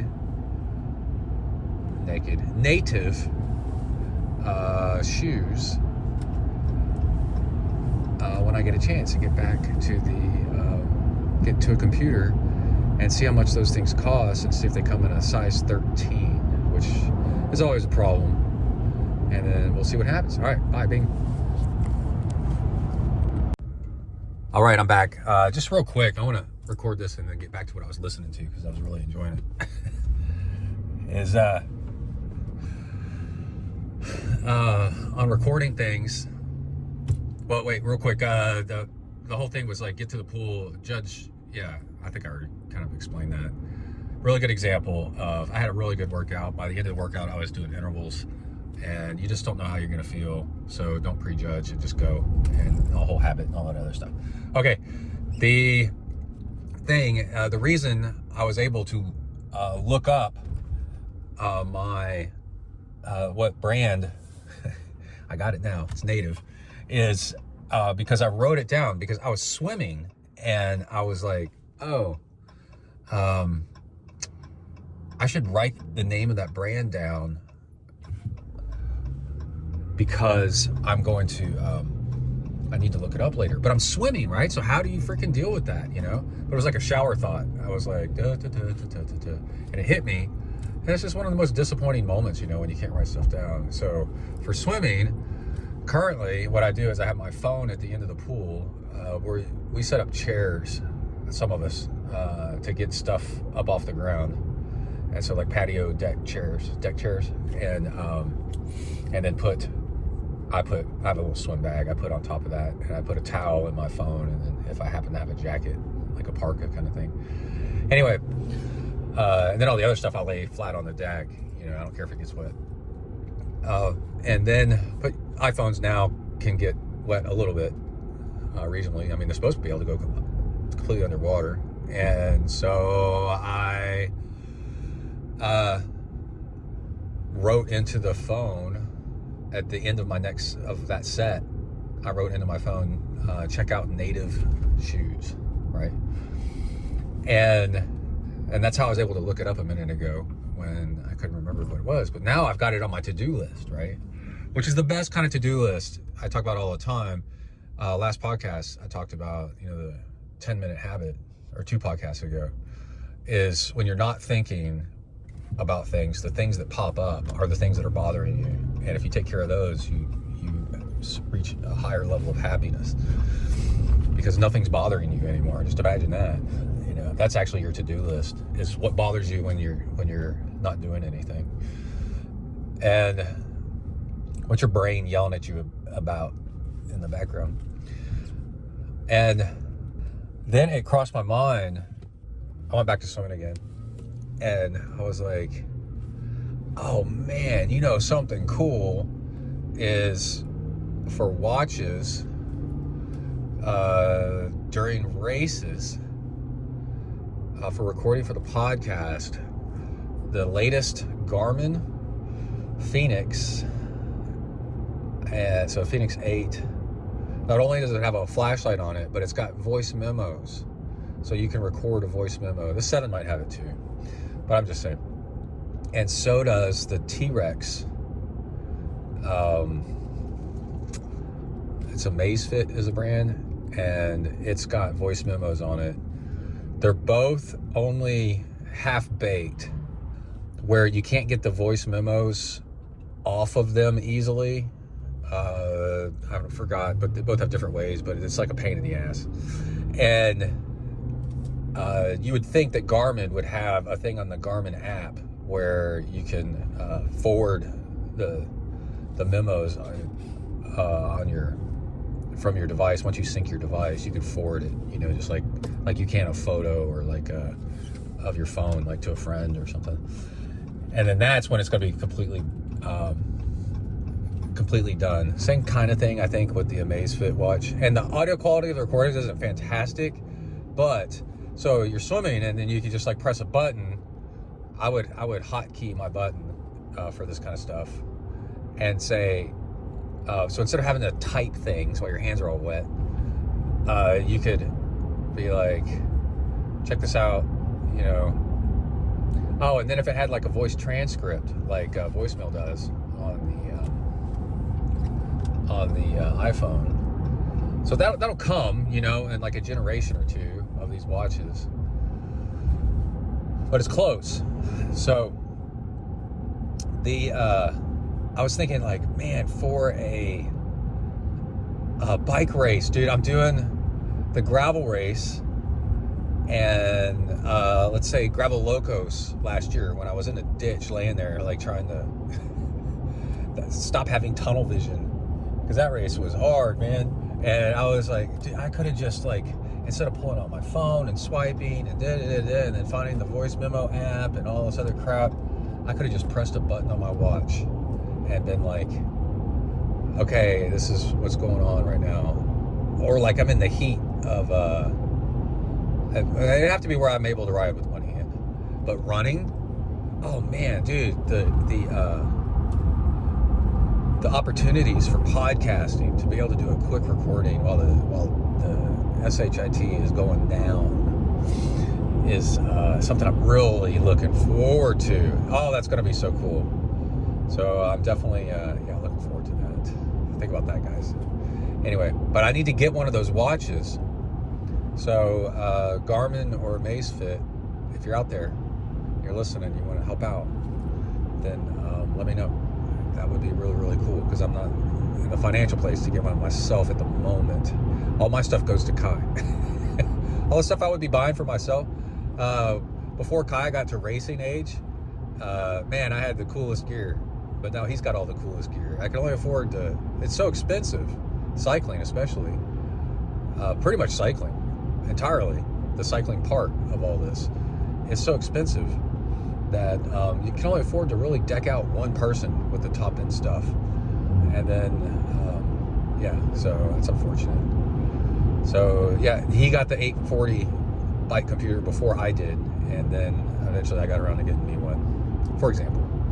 And he's got the super high-end race mountain bike, and I'm actually riding his old kind of mid-level, entry to mid-level mountain bike.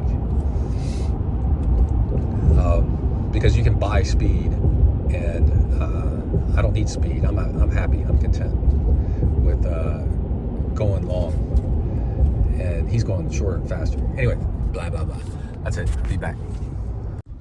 All right, we are back. We just did a 4-hour ride gravel with my seatbelt undone. There we go. I got River in the car. Hey, buddy, what are you doing? What are you doing? And in the truck. The man truck. And we are headed to the bike shop to drop my bike off to get it Worked on. The bottom bracket needs replacement and a couple other little things. The crank is out of true. The chain ring is like moving back and forth in the chain catcher a little bit. So I don't know what that's about. And then the rear brake is a little loose and slack again. But what I did is I cleaned it off with soap and water and a brush.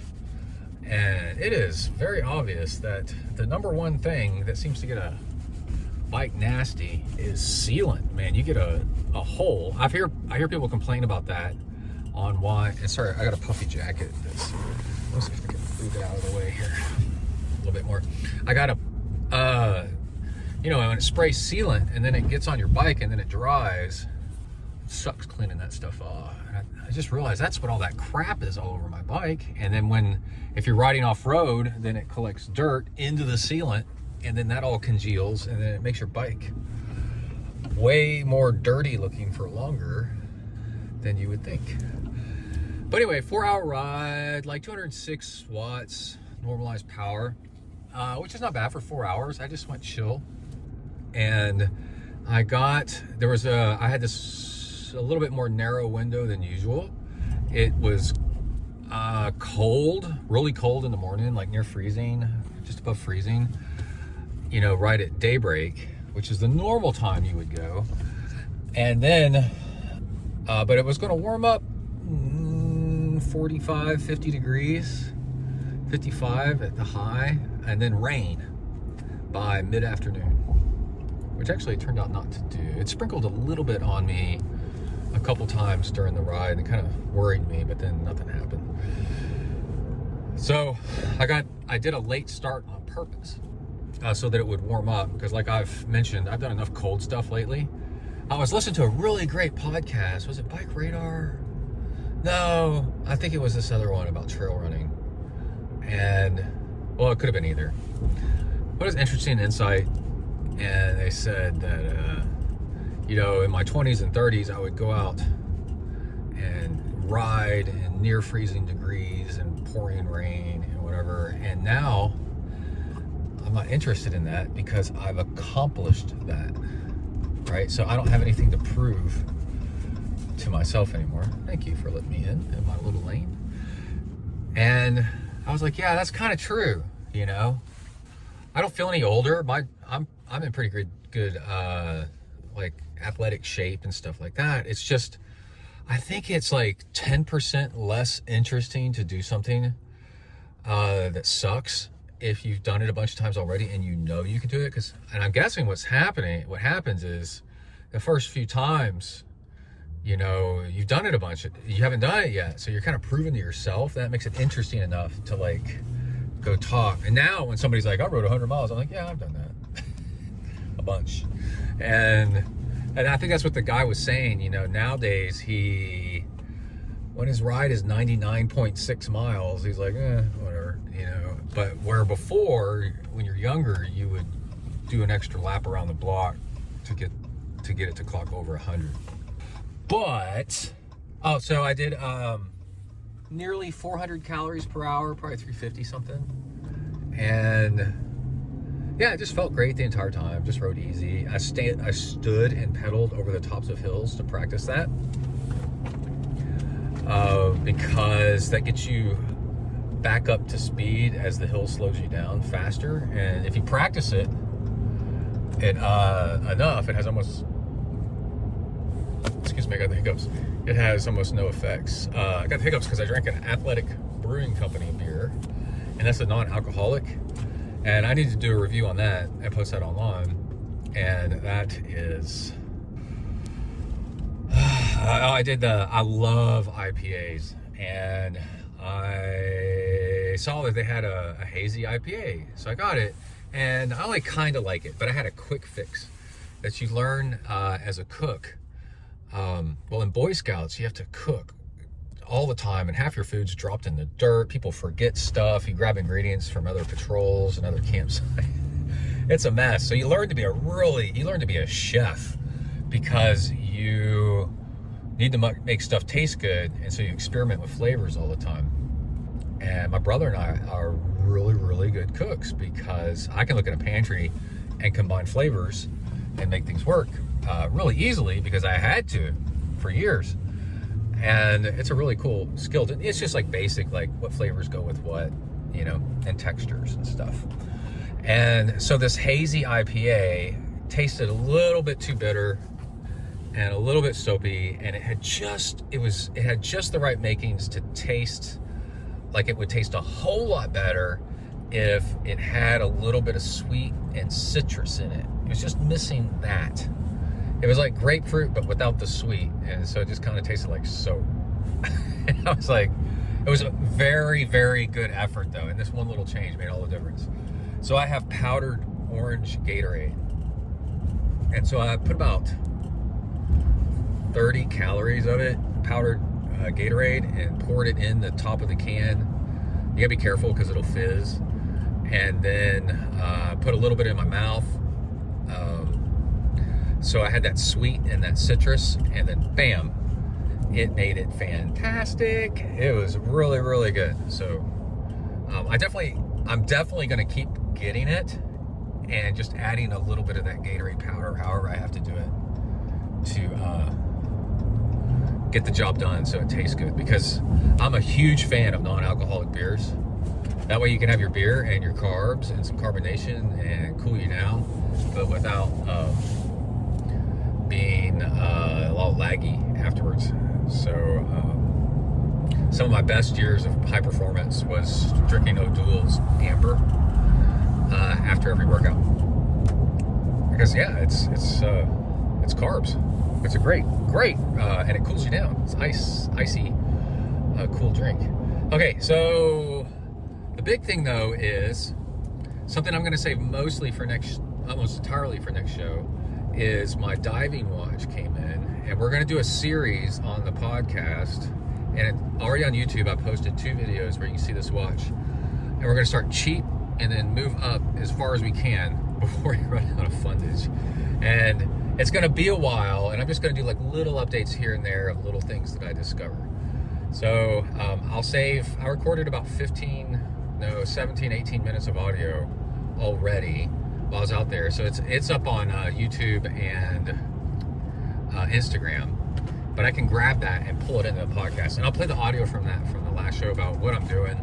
But just the quick summary is that rotating bezels on dive watches are incredible for timing stuff.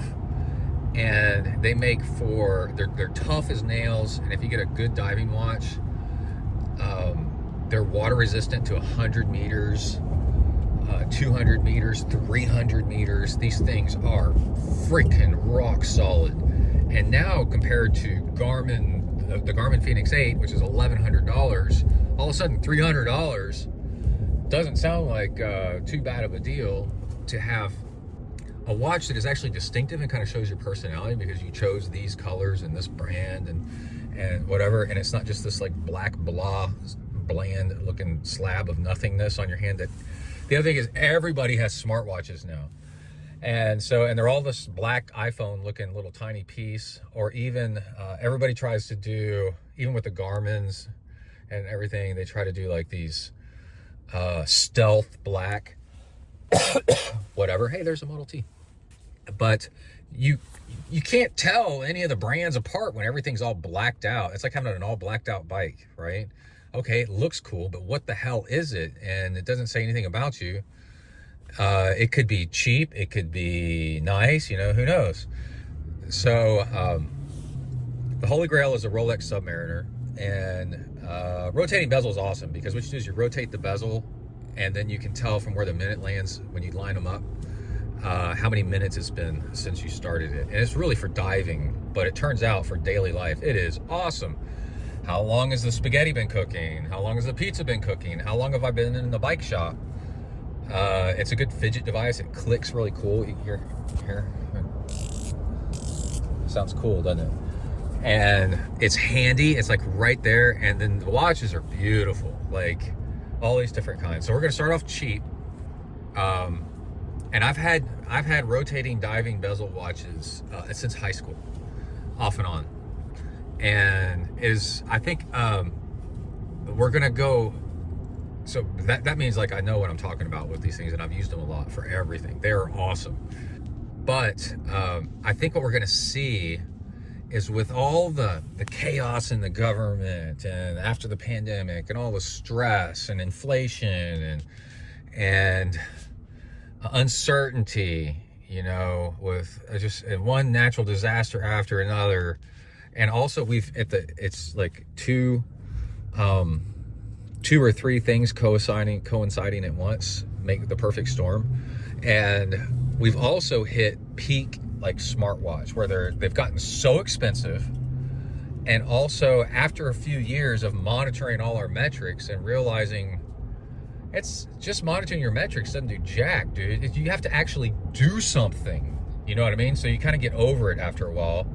I know my heart rate pretty much all the time anyway. I know that it matters, you know, and I know my steps. I don't need to count my steps. I've never counted my steps because I've run all the freaking time. I don't need to count steps, you know.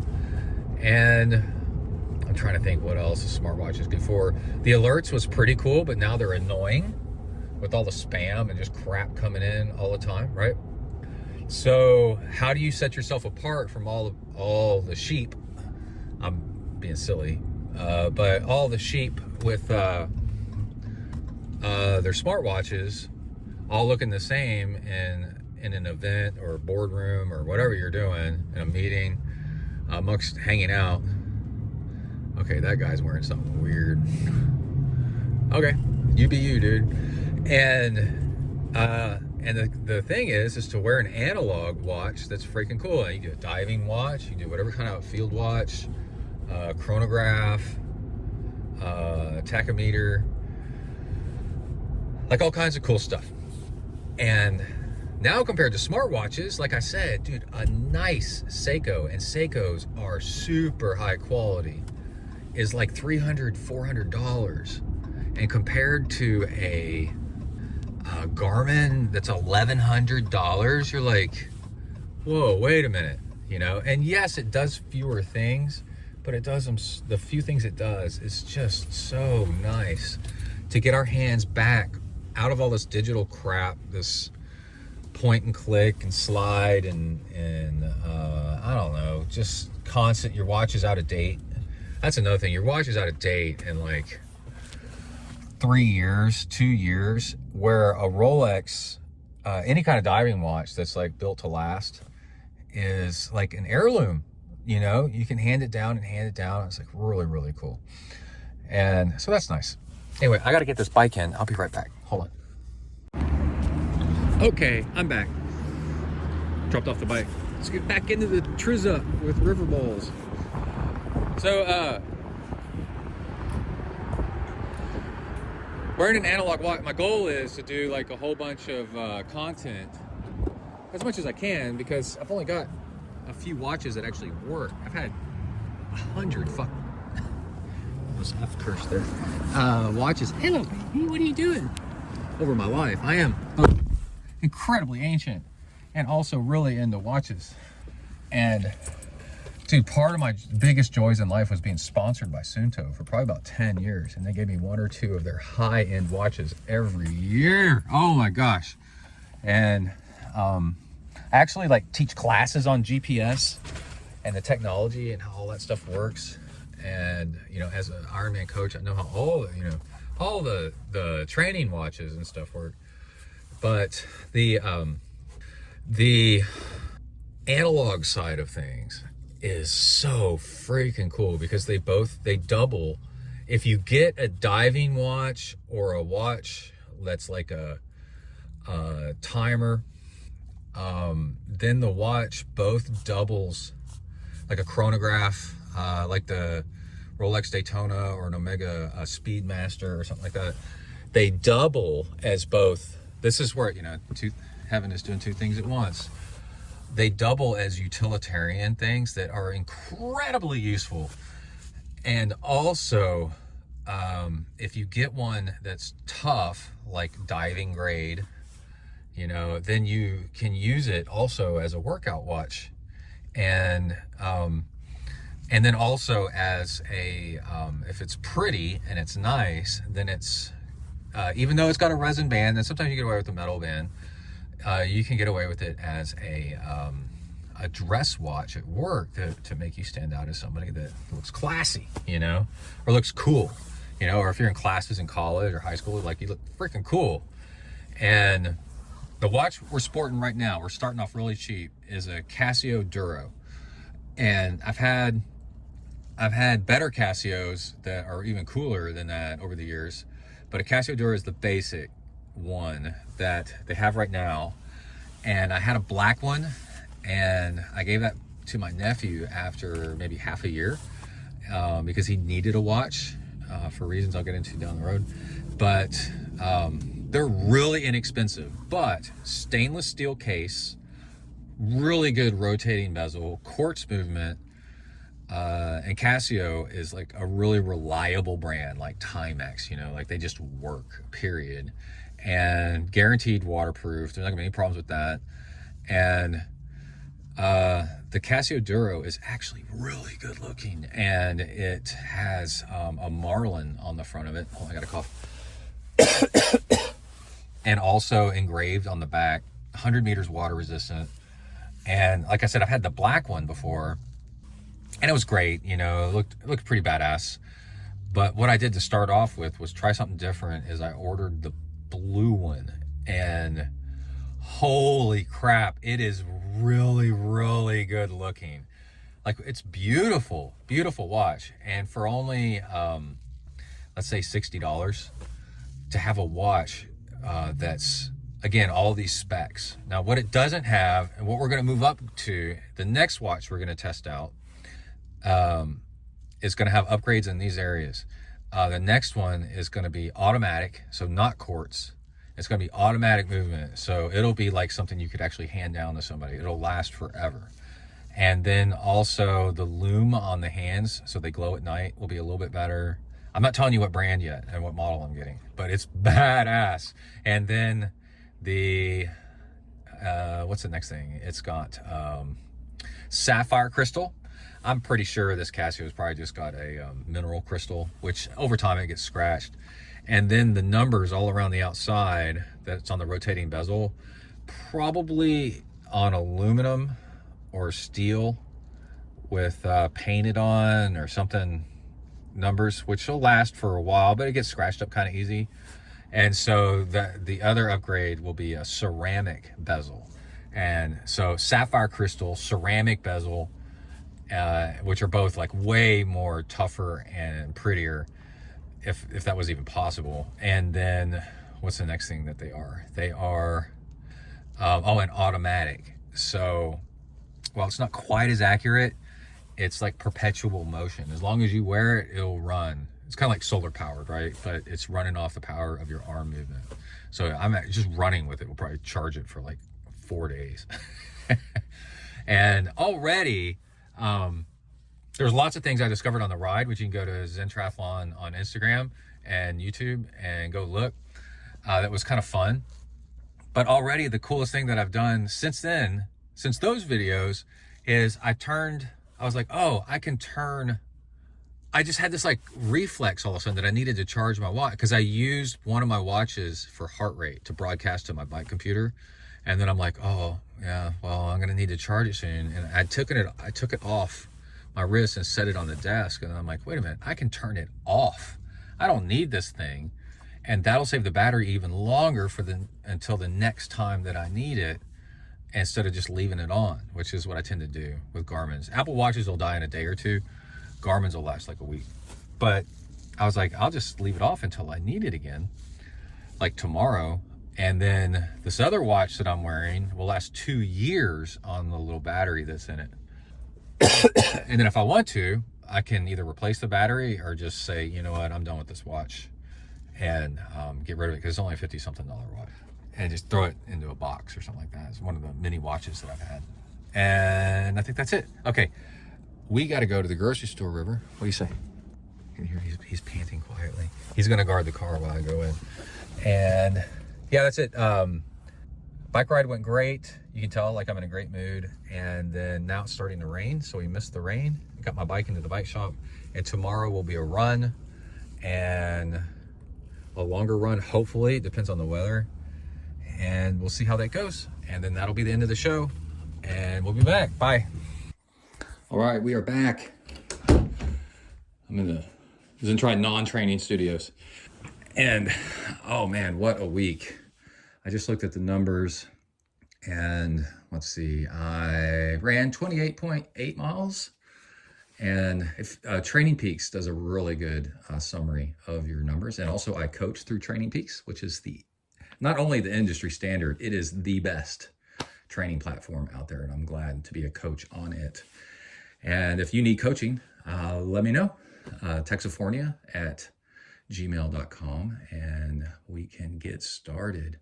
I charge $200 a month, and then I do no sign-up fee and lots of email conversation back and forth. And we just build and build and build to get you to where you want to be. So for example, 28.8 miles running, which is okay. But I ran that half marathon today, no problem. And in fact, the last mile was the strongest mile. So my training plan overcoming that calf injury that I had is right on track. And I biked 130 miles, which I think 60 to 70 of it was outdoors, and the rest was indoors on Zwift. And swam almost 4,000 yards. And I was like, oh yeah, that's right. I missed a swim this week because it sucked so bad at the pool that I didn't go. Well, no, the pool was closed. That's right. The pool was closed. And that gave me a total of just over 14 hours. And 15 hours is where I like to be and have been forever. And off and on, like higher and lower, but average around 15 hours per week. And that gives me a CTL of 100. And what's really cool is it was just over 100, it's like 105. But that is a really high CTL. That's your chronic training load, and that's what kind of shape you're in, just in general. And pros average between 100 and 120 CTL. And you can have rare examples of people going higher than that. Briefly, when I did my Ultraman, I got up to CTL 130, I think, and stayed there for a little bit. And just sailed through that Ultraman. I targeted CTL and just tried to increase the CTL just a few points per week. And that did it. It was just like magical. Anyway, 14 hours per week. If I had that one more swim, I would have been at 15 hours per week. That is awesome. Half Ironman training. That would have you really competitive in the half Ironman for your age group. And also with a full-time job. So that's something to think about. I got a call back from the bike shop. It is, let's see. I have a SRAM Rival, which is interesting on the gravel bike. And they have adjustable, it's the cheaper one, but then an upside of SRAM Rival is the brake levers are actually adjustable, how far in and out that you can make them. And I think the SRAM Force are not. And mine get out of adjustment though on occasion, but it is nice that they're adjustable. And so they adjusted them back out. It's just a little knob that you dial in. But that wasn't the big thing. The big thing was my bottom bracket, and they got that replaced. Bottom brackets are interesting. You can spend a ton of money on a bottom bracket. And I had a BMC time trial bike that had ceramic speed everything on it. I did an interview with Ceramic Speed. And as a thank you, after the interview, unsolicited by me, they sent me the full Ceramic Speed ceramic bearings package. So we're talking all the way down to the derailleur pulleys and stuff. But wheel bearings, hubs, what else did they make? At that time, it's hard to think of what else was in there. But anyway, so you can spend a ton of money on that stuff, but stainless steel, just decent stainless steel bottom bracket is fantastic, and they wear out over time, but they're not expensive. And then you could just get it replaced. It's one of the simplest things to get done. And yeah, so they did it. But also I had this wobble in my chainring that was kind of odd. And they said, yeah, your bottom bracket could be loose. So I have a chain keeper, and you could see, it's kind of looks like a derailleur sort of, but you could see, and it's a single front chain ring, and you could see the chain ring kind of moving left and right within the chain keeper. And that's very not right. And looking back now, if you ever see something that's just not right, maybe something's broken, because the bike shop called me today and said, hey, we got your bottom bracket fixed or replaced and adjusted out your levers. You did need new brake pads. And I can change brake pads. I've done it several times on my mountain bike and my gravel bike. It's kind of cool to know how to do. But if you're taking your bike in for something, like I don't mess with bottom bracket. I don't have the tools to do bottom brackets. So if it's in there for that, then I have them do pretty much anything else. Headset bearings, I don't do either. I'm trying to think. Bleeding the brakes, I don't do. I don't have the tools for that. But any kind of brake, analog brakes, I can do that. Running cables internally, I don't know how to do that. Everything else, I pretty much know how to work on a bike. And bikes are awesome that way. That with a little YouTube and some this, that, and the other, you can kind of figure things out. And they said your chain ring is broken. Like it's got 5 access points or 5 arms on the chain ring, and one of them snapped. And at least what they said, I'm trying to visualize it in my mind because I haven't seen it.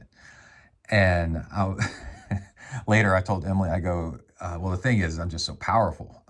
Have you ever, I told my friend Gary, I'm so powerful, I broke my chain ring. He's like, I've never heard of that before. And who knows what happened. Bike could have fallen over onto something and put sideways pressure on it and snapped the chain ring. But it's a wolf tooth chain ring, and it is, those are not anything to sneeze at. Wolf tooth makes really good stuff. That's really interesting that it did that. And they said, well, we could order you one, but it's going to take a while. And I said, let me look to see if I can order one. I can go up a couple teeth like we did with Kai's bike. And that one isn't made anymore. And this is on the phone. I don't have time to be digging around and make this while I'm on a phone call with them. And so he said, this is Ben. And Ben said, it's nice to be on first name basis with people at the bike shop. And Ben said, I coached his son on the mountain bike team. His younger brother, geez, he'd be horrified. And Ben's really sharp. And he said, hey, when we replaced your son's chain ring and went up a size, if he's still got the old chain ring, it should fit, because he and I have the same bike. Kai's has just upgraded some. And I was like, oh yeah, let me find out. And so I called Kai. Kai said to look in the garage. Went and looked in the garage and we found it, the old chain ring. So that's a cool reason to keep old bike parts. And even though I have too many of them, it comes in handy. And so I need to take that chain ring up to the bike shop, and then they can finish the job, and I'll have my bike back for next weekend to ride somewhere. Isn't that cool? I consider that a one-off. Wolf Tooth is just awesome. And Kai didn't ever break his. And I am glad. I've been doing a lot of standing and pedaling lately since the chain ring started acting weird. And I'm glad that it didn't give all the rest of the way out on me while I was standing and pedaling. If you ever had like a chain break or something while you're standing and pedaling, and on top of that, clipped in, think about that. It is violent. Like you could end up with your crotch slamming into your headset and going over the handlebars and just eating it on your face all across pavement or whatever, man. It is bad when it gives out.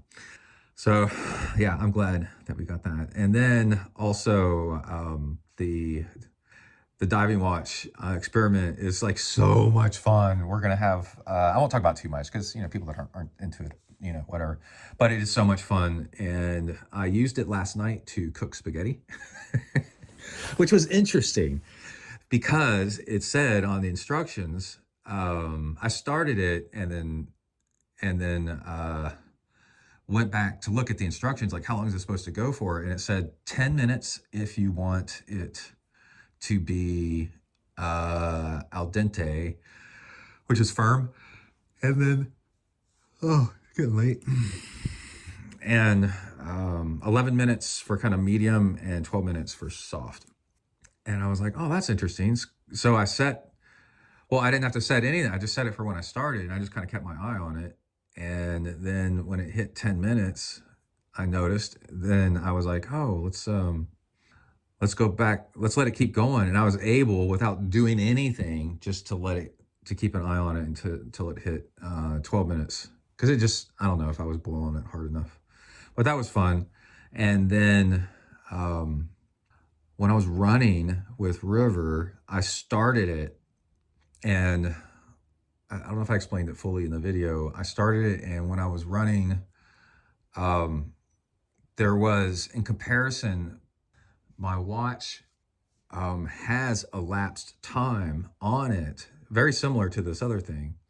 And I was like, well, why am I bothering with this if my watch already has elapsed time? But two things happened that was really interesting. Is one, looking down and seeing on my wrist this real pretty blue watch, just made me feel good. I was like, oh man, that thing is cool looking. It's so nice. And then which was a mood booster. And then also, I was using it at first for fueling every 10 minutes. But then, because I knew I was going to run 13 miles, I ended up, after a while, was making sure that I used about half my fuel by the time I hit halfway mileage-wise. So then I noticed myself like kind of leaning more towards using the mileage every mile on my Garmin 945 to make sure that I was in an appropriate distance into my fuel. And yeah, so that's how I ended up doing it. But what was interesting was a place where, that's just because I had a specific mile target that I was trying to hit. And if I was just running by time or just out running, that would be completely different. And the other thing was, there was a few times where I just wanted to stop my watch completely, because I viewed that whatever I was doing was not worth recording at all, And it was, sometimes River puts on the brakes, and Emily reminded me that he's 85 pounds, 87 pounds now. So he's a big boy. And so he'll spread his legs out and go full crab and dig himself in. And he ain't going anywhere. And he wants to go back and smell something that he just realized that he missed. And so I'll stop my watch and walk back, because it's a 15-foot retractable leash. So I don't want to add that distance going backwards to my run, And then the other one was, and then we're going to be standing there for a little bit anyway. If it's that important, he's going to want to check it out. So that happened like 4 times during the run. Another time we had to stand way off the road for traffic to go by, and I was going to be there for a little bit because there was a surge of cars. This one bottleneck that sucks. And so there was that. And then also twice I fed him water with the water dish that I had to get out of my Camelback. And, that's a lot of time just standing there doing nothing. And so I turned my watch off for that. And so it was interesting. I could tell how much time I had actually been, just not running, not walking, not doing anything, just standing there doing nothing. And again, it's hard to explain. I do. Anyway, it was like 3 minutes worth of difference. So as much as I go on about the watch, but it's not all I wouldn't say roses and whatever. This one model of watch, they call it the Lume, which is the stuff that's painted on the hand so it glows at night. This watch has almost no diving watches have backlight, which sucks. And they could. Casio of all people, they used to have one that had a backlight in it long time ago. The Casio Arnie, like Arnold Schwarzenegger, and then I think that one had a backlight.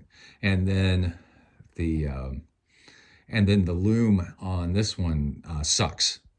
You can send the watch off And then there's people that will paint extra lume on the hands of the watch for you and then send it back. If you're that in love with this particular any watch, but you want the lume to be better, then you can do that. So the test is, by 4 a.m., is it so dark that you can't read it anymore? That's a problem. And this watch falls in that category. So if I was to continue with that, there's that, the lume, and then also the band on this watch is a hard resin. It's flexible, but not at all like a nice silicone band.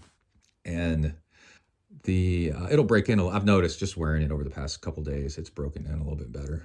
But if I was to be like, you know what, the Casio Duro is just fantastic. I really do like it. I was like, man, we'll find out if I decide, like when the battery dies someday, in a couple of years, like when I buy a new one, or maybe just buy one and then send it off to this guy that paints extra lume on it. And then it's really common for people to do that. And then what was the other thing? Oh, you can buy an upgraded band for it. The way I operate, like with bike parts, I usually wait for something to break and then I'll upgrade it.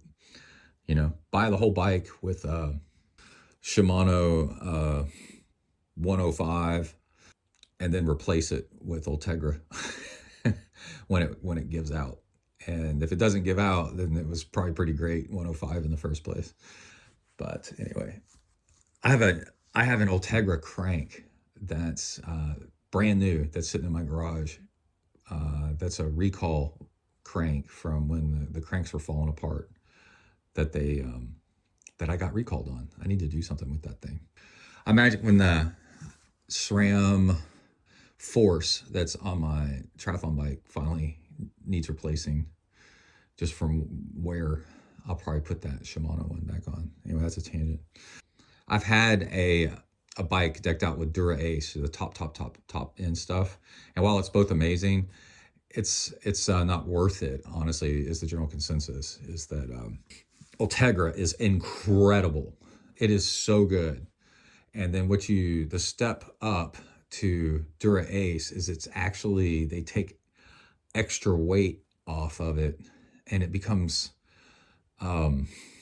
somewhere between better, but also slightly like disposable. Like it's going to wear, it's so good that it's meant for racing. And you know how racing just destroys parts, but you sacrifice durability for speed, and then you're running the risk of I would still say it's as durable, but it's just going to wear out faster or something. I don't know. It's hard to describe. So Ultegra is for the average person, unless you're a sponsored pro, where they're giving you stuff, basically is my point. Then Ultegra or SRAM Force. Yeah, SRAM Force is the chef's kiss, man. It's great stuff. It's both race worthy. A lot of people race with that. In fact, most people do, I bet. And it's race worthy, and it's going to last longer, and it costs less, a lot less. It's kind of like the difference between a Ford Mustang or like a Corvette and a Ferrari, right? It's like to get another half a second, 0 to 60, you got to spend $2 million. It's a really good way to put it. It's just not worth it. You've kind of topped out on reasonable spending at that point. But also, I want to wrap up by saying I am really excited. I seem to be on a trend of publishing more shows faster. And one of the things that's doing it is the audio software for this that you'll see right now, the podcast, has been updated a few versions ago. They're always releasing new versions and stuff. And I hope this sticks, where I can take a video that I've filmed with my iPhone and drop it into the audio, and it turns it straight into audio, drag and drop. And then also just the audio record on my iPhone, using the app I use on my iPhone to record this stuff, I can just drag and drop it right into the editing software. And I used to have to convert things. It was such a pain in the ass, but I did it for 20 years, guys. I had to convert things. And this now is just drag and drop. And the effect of that, the net effect is I can video. Oh, and then, oh my gosh, it's so great. The iPhone camera has added motion stabilization. So I can video while running or doing something else. Let's say, I guess I could video with one hand while biking, but I wouldn't do that for very long. That would be a real short video. But anyway, I can video while running, and then that audio, the video is smoother. And I've gotten into the habit of publishing stuff up to both Instagram and YouTube. You can check it out both places, because the YouTube algorithm is fantastic for people discovering stuff. YouTube is owned by Google, right? So it's cross-referenced into their search engine results. And so you search Google, you're also searching YouTube in a way. Well, and then people, YouTube is I think YouTube's owned by Google. Pretty sure about that. YouTube is the second largest search engine in the world, because people are now searching video almost as often as they search regular stuff. And because you're searching for how to do something, well, it's nice for there to be a video. So my point being is that the content for this show is so much easier to produce, and these videos I can make while running can be dropped into the show and make show content. And I feel like it's everything, how you do things is based on how you feel when it comes down to it. And I feel like I'm not losing content to space somewhere. I feel like it's not unnecessarily difficult anymore, because I always knew this should be just drag and drop. It should just work.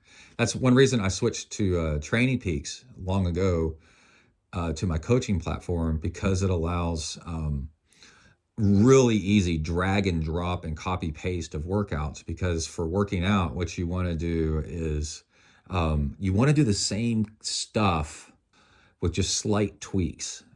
And then that repeatability shows you like if you're improving or not. You do it again and do it again and do it again. And then are you improving or are you not? If you're all over the place, then you don't know.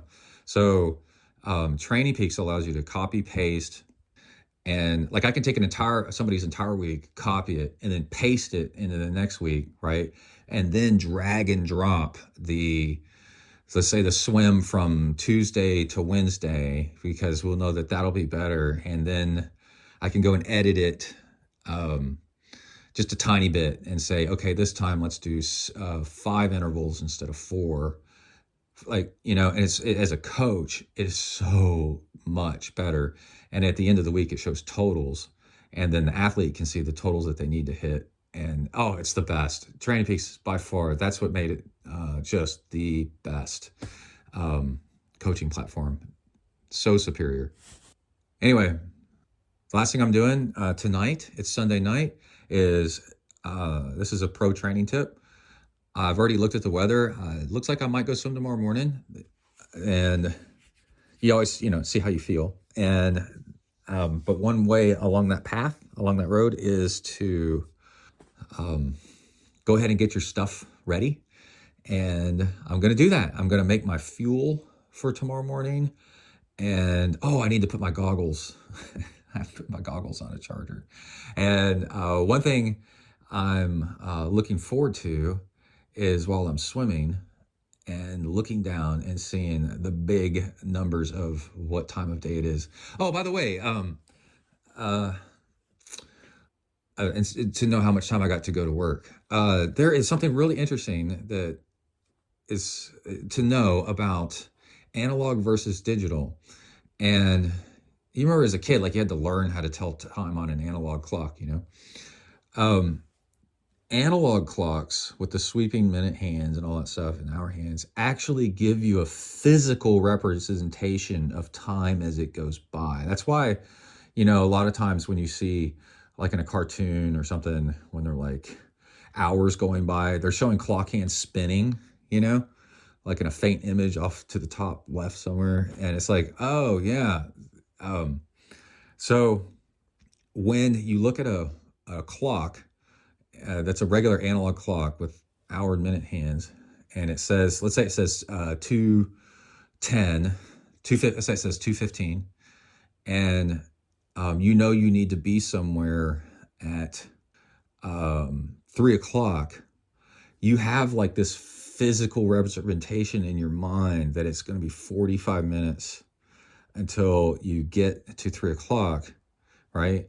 And that minute hand moving around the clock tells your brain like about how much time you've got till you got to go. Where if it's like a direct translation, direct into the brain, right?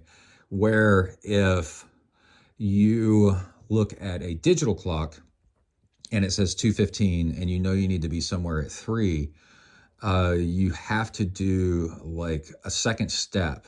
You have to do, oh, that's 45 minutes. You know, what's 3 o'clock minus 2:15 is 45 minutes.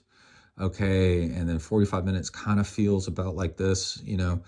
And so, people that use analog clocks actually have a better sense of time, that it's going to take to do something, and also time as it passes in the past to do things. It's really interesting.